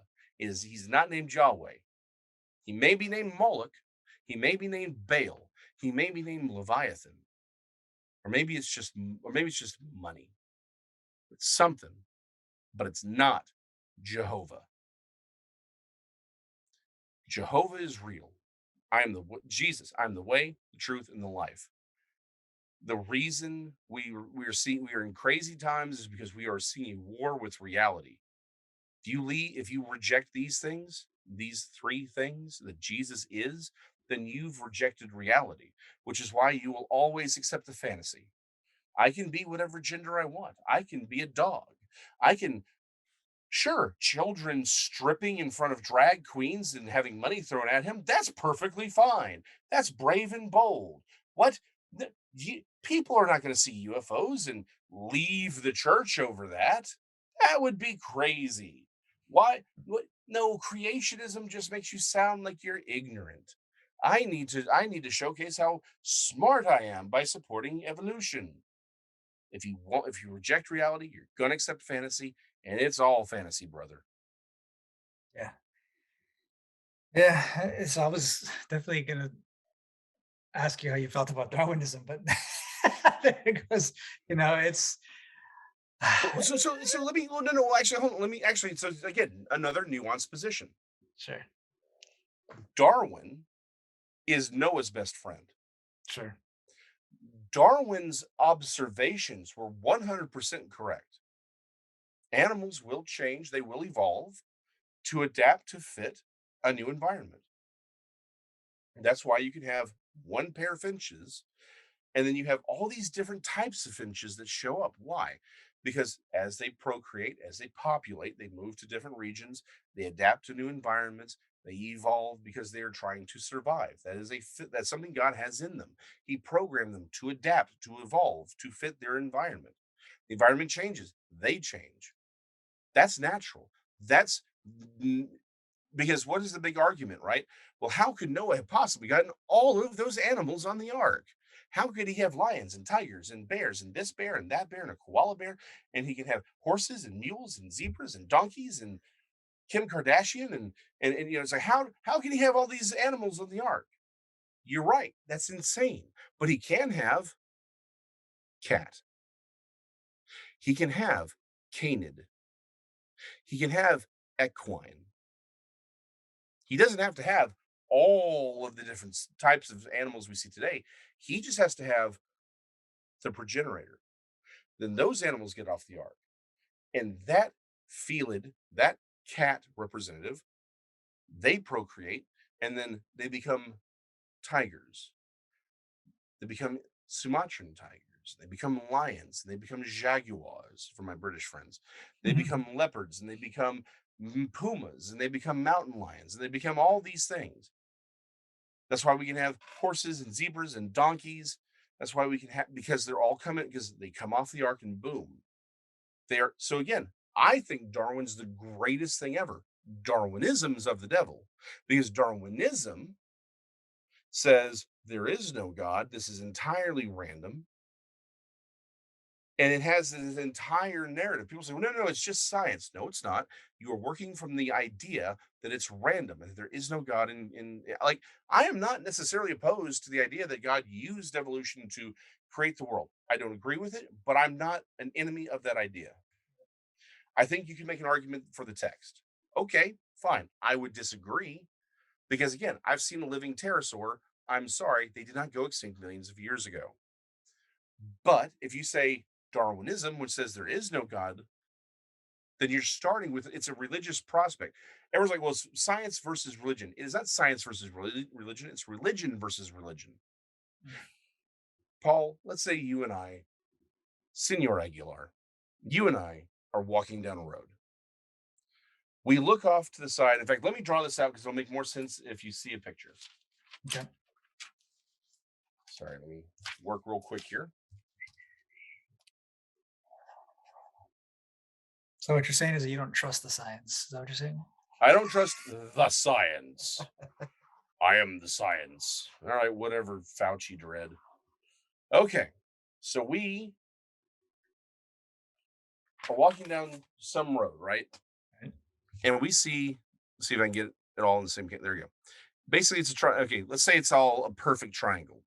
Okay, and with these three, four, five, six stone spheres, on each stone sphere are five dots, and they're in a concentric circle. Okay, and we look at this and we say, "This is amazing. I want to know how these things got here to be arranged in such a pattern." It's a Right. reasonable question to ask, right? But then you turn to me and you say, Jason, we can consider every possibility except that a human being made this. Nothing you come up with could be science, because science is to look at the phenomena and to extrapolate your answers. Hmm. You are starting off where you've already cut off a possible line of questioning. It's not science. Darwinism precludes the existence of a God that is actually guiding the information. Science would be, hey, you know what's really interesting? Aside from the fact that these are perfect spheres, which is not usually something we see in nature, there's five dots on them, right? Well, Right. okay, but if we start connecting these spheres, there's one, two, three, four, five. Hold on. There's five triangles. That seems to me that these spheres have information. Right. This cannot be random, that some intelligence, a human being, needed to have carved and placed these. That would be science. But with the second you stop and you say, no, we can't consider that this was made by humans, it stops being science and immediately becomes a religious belief. Religion is just your belief about God. That's it. Whether he exists or not, that's your religion. I There is no war between science and religion. It's between religious view versus religious view. Sure. That's it. But Darwin, his observations were correct, his conclusions were wrong, and more importantly, his acolytes. It's what his acolytes did that made it evil.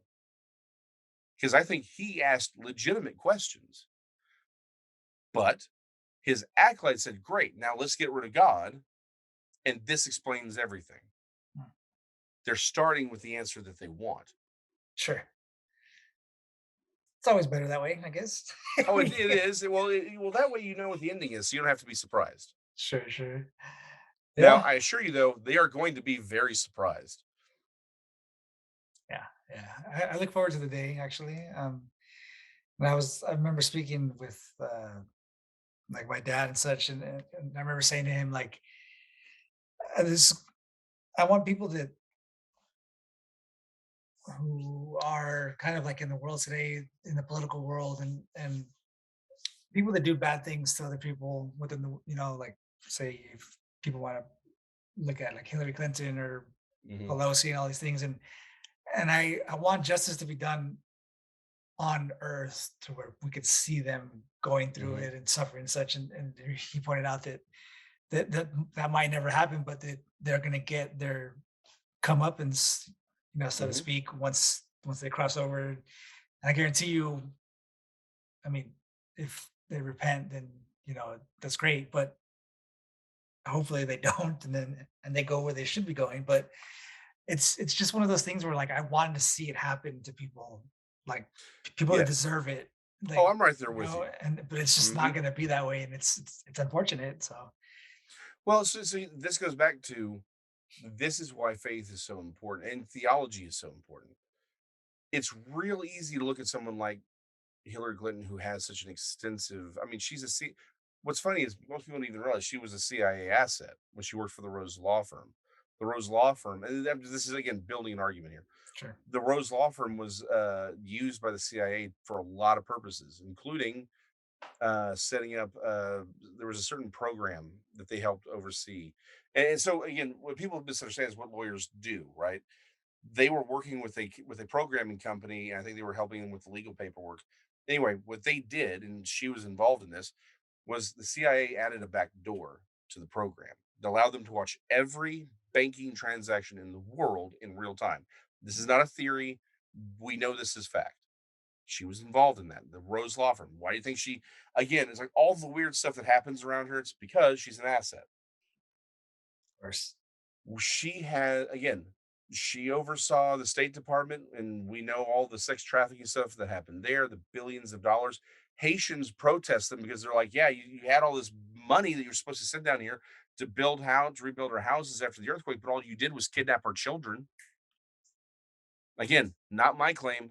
This is the Haitians' claims. It's I on my Monday show that I'm with Tex. We had a guy on, Jordan Gianotto, who passed last year. Nice guy. I really liked him. But he absolutely believed that aliens were real, that he was in, mental contact with them, the whole nine yards, right? He talked about this race of sentient velociraptors Oof. that live. We're just sitting here listening to this, like, this is insane. I say all that to say, Hillary Clinton's the only person I've ever seen that made me think, well, maybe he was right. Right? I mean, it's like you have all these dead people, all the weirdness around them. You're like, yeah. And just she's so unlikable. You're like, maybe I'm wrong about this whole reptilian thing. So, all that to say, though, good theology allows me to look at her and say, she's my sister. She's deceived. She doesn't know. What did Jesus say? Well, they were nailing him to the cross. They know not what they They do. do. She's deceived by something that has overseen her whole life. Now, I want her to see as much justice as humanly possible. I really do. And but not just for her to feel punishment, so that the world can see how evil she is and all the things that she's done, so we can tear those things down and liberate the people under that, right? Free the minds and the souls and the lives. That's why I want it. But I understand, guess what? Human history is full of terrible people doing terrible things for very, very long times, and only ever being rewarded for their evil, Yeah. right? And this goes all the way back to the Book of Lamentations. What was the entire Book of Lamentations is basically the author crying out to God saying, "Where's the justice?" Well, guess what? The justice is coming.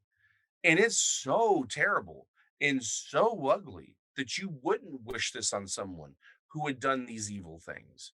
Because as evil as they have been, the punishment is so much worse. And we all and everyone who goes into it deceived, not knowingly. They made bad decisions, and God has tried to tell them not to go. He's intervened in their lives. Their free will has told them, nope, I want to go here, but they're still deceived. There was I forget his name. He wrote 23 Minutes in Hell. Um, that's the name of the book. Anyway, he's a Christian who basically God showed him hell for 23 minutes. Oh yeah. Um, I think his story is legitimate for a lot of reasons, but my main point is this.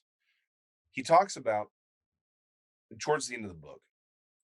Bill Weiss. Yeah, Bill Weiss. Thank you. Um, he basically says once you understand what hell is, it's it's like it's like walking down a street and being on one side of a chain fence and looking over the chain fence and seeing an empty pool and then seeing a truck back up to it. And these very evil creatures come out and fill it with a fluid that looks like water. Then you see them throw a board into it and it just dissolves into nothingness. So you know it's full of acid. You see that this pool is highly acidic. And then what you see is a group of school children in bathing suits and towels running headlong for it.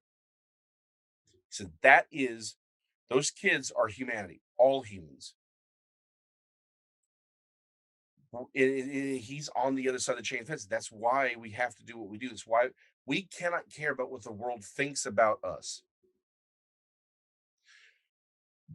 Do you think that Jonah cared what the Ninevites thought about him? He didn't go in there with fancy words and arguments. He went in there and said, "Y'all suck. God's gonna nuke you. I hope it happens," and left. And they are all like, "Whoa, whoa! You mean this stuff that we're doing is bad? Well, we better stop it. Let's all repent of these terrible, awful things that we're doing. No one told us." Because the Holy Spirit is what works in our hearts, in our lives. We have to be willing. And God's like, of course I care about these people. They're my children.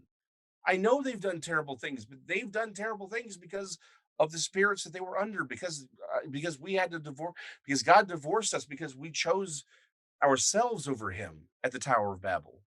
He's trying to redeem as many of us as he deems fit.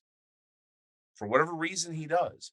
That's what he's trying to do. All we can do is make whatever argument he gives us. He gave me this weird, bizarre argument to make, but it's ultimately about the worldview. Because if you believe the Bible, then all the rest of this should make perfect sense.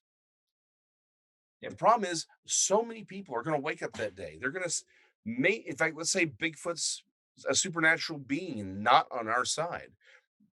What if we wake up one day and there's a UFO hanging? There's a little gray dude being like, Nanu, I made you.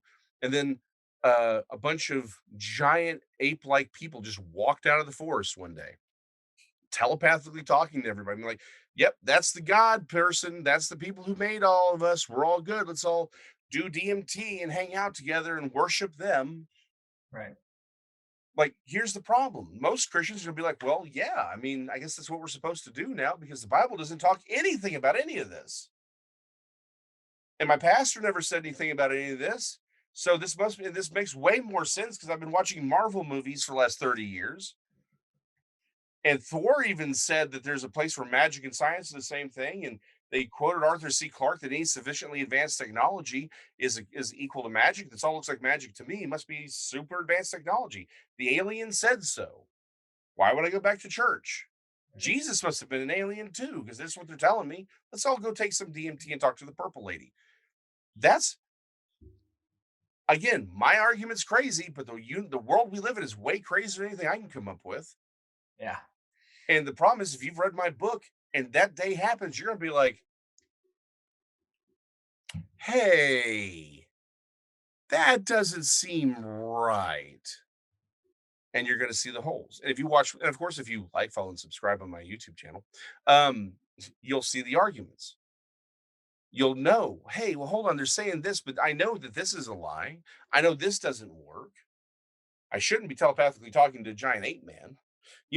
It's like you're gonna know, you're gonna be prepared.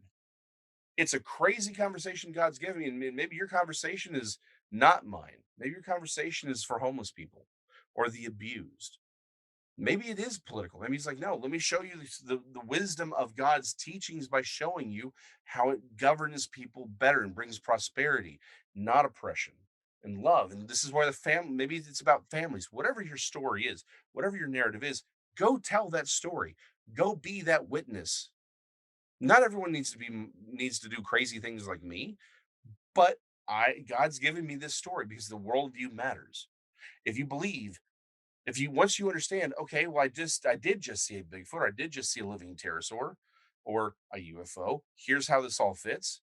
If you're a pastor and you're like, some people are coming in saying, hey, I thought I was attacked by aliens last night or abducted by aliens last night.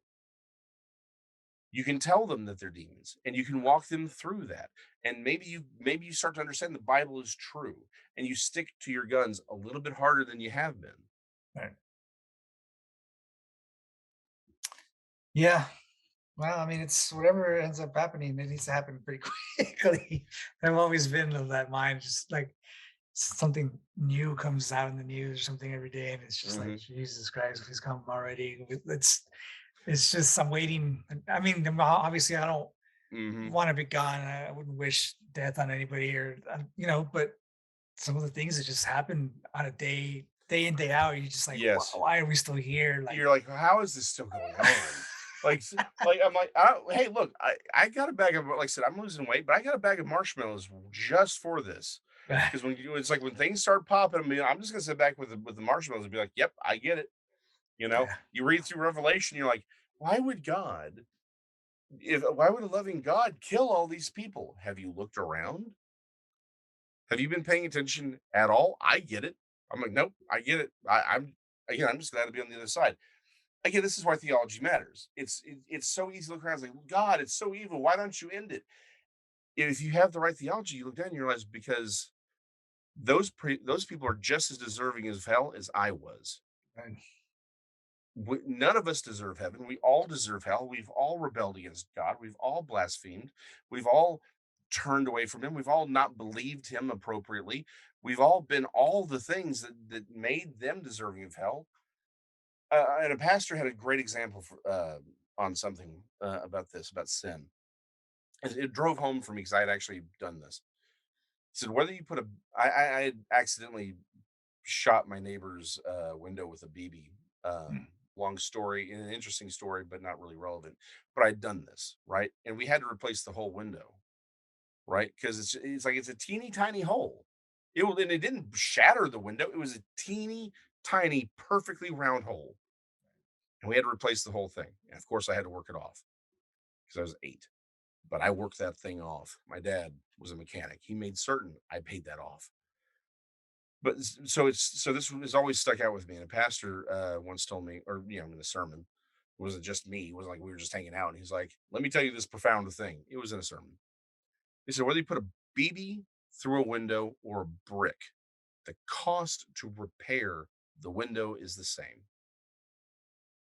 You're right. Maybe you've lived a good, decent life. You love rainbows. You love puppies. You make sandwiches for everybody. Yeah. You still sinned. And yeah, Shit. Hillary Clinton living, velociraptor in a person suit, murdering people, oppressing people, helping move forward the one world order government. But if on her deathbed, she turns and says, "Oh my gosh, what have I done?" And turns to Jesus, there's no difference in God's eyes between the two because that window had to be replaced. They both damaged the window, so it had to be replaced. The Right. cost is the same, and it was his son. For us, we're like, but justice. God's like, I already poured that justice out of my son, and that same justice that she deserves, you deserve. And it's like we have to remember that. There's a gentleman who's I would love to speak with him. Christian gentleman. He's got a very, very, very, very large channel, political channel. He keeps talking about how much he hates these people and how angry he's getting. I'm like, then you're missing the point. Yeah. You're missing the point, and that will kill a Christian faster than anything else.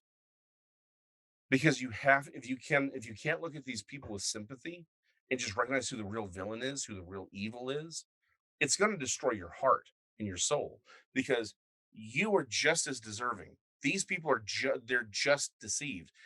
C.S. Lewis once wrote, he said, "It is very easy to imagine that there is a person out there who just gets drunk every night and goes home and kicks his dog, and he could be far more sinful and evil in God's eyes than Adolf Hitler." Because Adolf Hitler was able to express his evil because God allowed him to take the throne, to allowed him to take power. This man may be far more evil, but God has prevented him from attaining power. We can't even judge. I can't even look at Hillary Clinton and be like, man, look how evil she is. I can't do that. How I don't know that I won't. Maybe the reason I'm just some dude talking about crazy stuff at an art desk doing retail work or doing retail uh, property work is because I'd be just as evil if I had her kind of power. If I became president of the United States, I'd nuke France. I know I would. Uh, It's like, but how evil would I be if I had that kind of power and that kind of money? I don't know. Maybe God's preventing me from being as evil as I could by being just some guy in a closet with Spider-Man dolls behind his head. Maybe this is my lack of power and poverty is preventing me from becoming a truly terrible person. So what right do I have to look at Hillary Clinton with anything but pity and compassion? Again, I don't look at her actions as good. Her actions are evil. She is very clearly an evil person. So many people are. And I should work for justice to bring true godly justice to people. But that being said, I still have to look at her with sympathy and pity because she's just deceived. And God put her where she is. If God didn't want her to be there, she wouldn't be there. She has no power or authority that God has not granted her. And He simply granted her an ability to be very evil. Very. And that may be something that He's prevented me from enjoying because I would be equally or greater in evil. And that's mercy on me. Right. Yeah. Well, it's all very heartbreaking and interesting as well. I mean, it's like I Mhm. mentioned, I look forward to the days when things start happening, but hopefully it's a lot sooner than later. But That, you know what? I have an answer for that, but that's a completely different show and another book. no worries, no worries. Yeah, we'll get to those eventually. Oh yeah. But yeah, as we kind of wind down here, because I wish you would have shared more with us and really opened up about what you thought on all these topics. But um, I guess can we kind of have so you have the new YouTube channel coming up, right? So that's going to Mhm. be coming out. So you had a Well, new it's live video. now. Okay, it's Yeah, it's live live now. now. Okay, Mhm. so we'll have to get the links for that and put them down below in the show notes when we edit the videos and stuff like that. So websites, which websites do you have up and running right now? The best one right now is S.I.R.U Papers, S-I-R-U Okay, papers.com. It has all the links to all my stuff, all my books, to the YouTube channels, my Bible study, and of course, I'm on every Monday with Texas Front Porch. right, text report. It's Yeah, it's yeah, and that's very much dedicated to just cryptozoology. You'll hear less Bible thumping from me on that channel. that was great, and I highly recommend everybody pick up the book. Like I said, it was only 36 pages long, and I got through it like in an hour. And you can get through it a lot faster than that. But there's how many books do you have at this point? I stopped counting, but I mean, Yeah. I'm not like Nick Redfern who has a book out like every 2 seconds. Right? Like he's out there like dropping a book every 2 weeks. I'm like, dude, I haven't even read the last 153 Yeah. you wrote last month. But yeah, there's a few out there. I think most people, if you're interested in the cryptozoology stuff, like I am working on some other books right now. If you're interested in that kind of stuff, again, how UFOs and Bigfoot prove the Bible is true. Another book that I did put out that's again, it's very non-Bible thumpy, but I did it for another for History Press in Arcadia Press. It's called Metroplex Monsters. It talks about all the weird things here around Dallas. So if you heard me talk about living pterosaurs in North Texas a couple times, in my seeing one, that's all in the book, and we talk about stories and stuff from around Dallas in that book. If you want to hear more about eschatology, I've got a book on that. I recommend getting the full tetralogy. It's the complete 2017 and beyond tetralogy. It's comprised of 4 books that I wrote about the 2017 alignment. You are looking at the only person, as far as I'm aware, who prior to the 2017 alignment, and is going back as far as 2014, said that the alignment was the fulfillment of Revelation 12. It would not be completed until 2027, and had nothing to do with the rapture. So, every no, which is and this actually, I will okay for 2 seconds. That is actually the thing that made me realize a lot more things are set up than you realize, and a lot of these larger ministries are they get some of these ministries get big for reasons that have nothing to do with the Holy Spirit. Yeah. So again, conversation for another time. Another good one would be Lucifer, or Lucifer is not Satan. Understanding the symbol of the Antichrist. Right. That'll be the next one I'm picking up too, because I saw that one when I was looking through. So I guess the best place to get the books would be on Amazon, correct? Yeah, Okay. everything's on Amazon. Yeah. It's all on my author's page, and there is a weird book on my author's page I had nothing to do with, Oh. and it's just sitting there. And like I said, you can look at all my books and be like, you can tell which one does not belong. Like Uh-oh. one of these things is not like the other. Right. But like the rest of the books that are on there, I've done a couple children's books as well. Yep. And like I said, the books are a lot of fun. I've left all the old stuff I did up there, like the 4 priors that I compiled as tetralogy, because I wanted people to be able to go back and say and realize I have not changed anything. Right. Right from 2014, 2017, I wrote 4 books. Then they do talk about Revelation. They do talk about the Revelation 12. I never changed any predictions. I never changed anything when I compiled them. I just added to it in the final sort of compilation. Um, so I've left those up there. But if you trust me, then you can just read the book Right. and not have to buy everything. But if Sure. you want to buy everything, please do. Do it You know, now. I'm not going to tell you not to. All my books make wonderful gifts for Christmas. I highly recommend buying 12 of all of them. Yeah, You it's know, the same one over. over again, like just because you all have friends and family and enemies that you have to give Christmas gifts to. That you know what, this just solves all your shopping, right? Why wait until last minute? Just go and be like, you know what, I want 150 copies of Jason McLean's tetralogy and 150 copies of UFOs and this one, and just give them out to everyone. Just randomly go drive and be like, Merry Christmas, and throw a book at them. That's Mhm. what you should do. That's what we should all be doing. That's the way you should do everything. It's great. Mhm. Yeah, absolutely. So we'll have all the books listed, the links down below, the website as well. So that'll be in there. Everybody go ahead. And we actually have people in the chat saying that they've already gone over and subscribed to your channel. So that's great. Really appreciate that, everybody. Stay tuned for some more episodes from Jason on there. And Yeah, then you'll regret it presently, I assure you. we'll have the websites and everything listed in the show notes as well. Jason, I really appreciate it, man. Really appreciate you coming on. And we've been on for about 2.5 hours. So Yeah, no, kinda we went have, through. and you're like, I just wanted to talk about living pterosaurs, man. What's all this stuff about Jesus and the end of We, the had- world we did that last and show. So demons? I that know, was, I that was the know, I last know. show. Yeah. One of these days, I'm gonna be like, okay, so let me tell you about the living pterosaurs, Yeah. and you're gonna be like, okay, cool, something normal. Yeah. Yeah. No, it's all great. It's all interesting stuff. That's why we started the show, just to kind of get out Mhm. there and see what's going on. Because, There's a lot going on, and like we haven't even talked about the Nephilim and in all that fun stuff because I will admit that I have a slightly different interpretation of a bunch of it. Now, again, I do believe they were real. right. Let me say that, but I do have a slightly evolved version. So I think, like people that you had on the channel that I highly respect, I do have a slightly different opinion. So we'll have to talk about that in the future.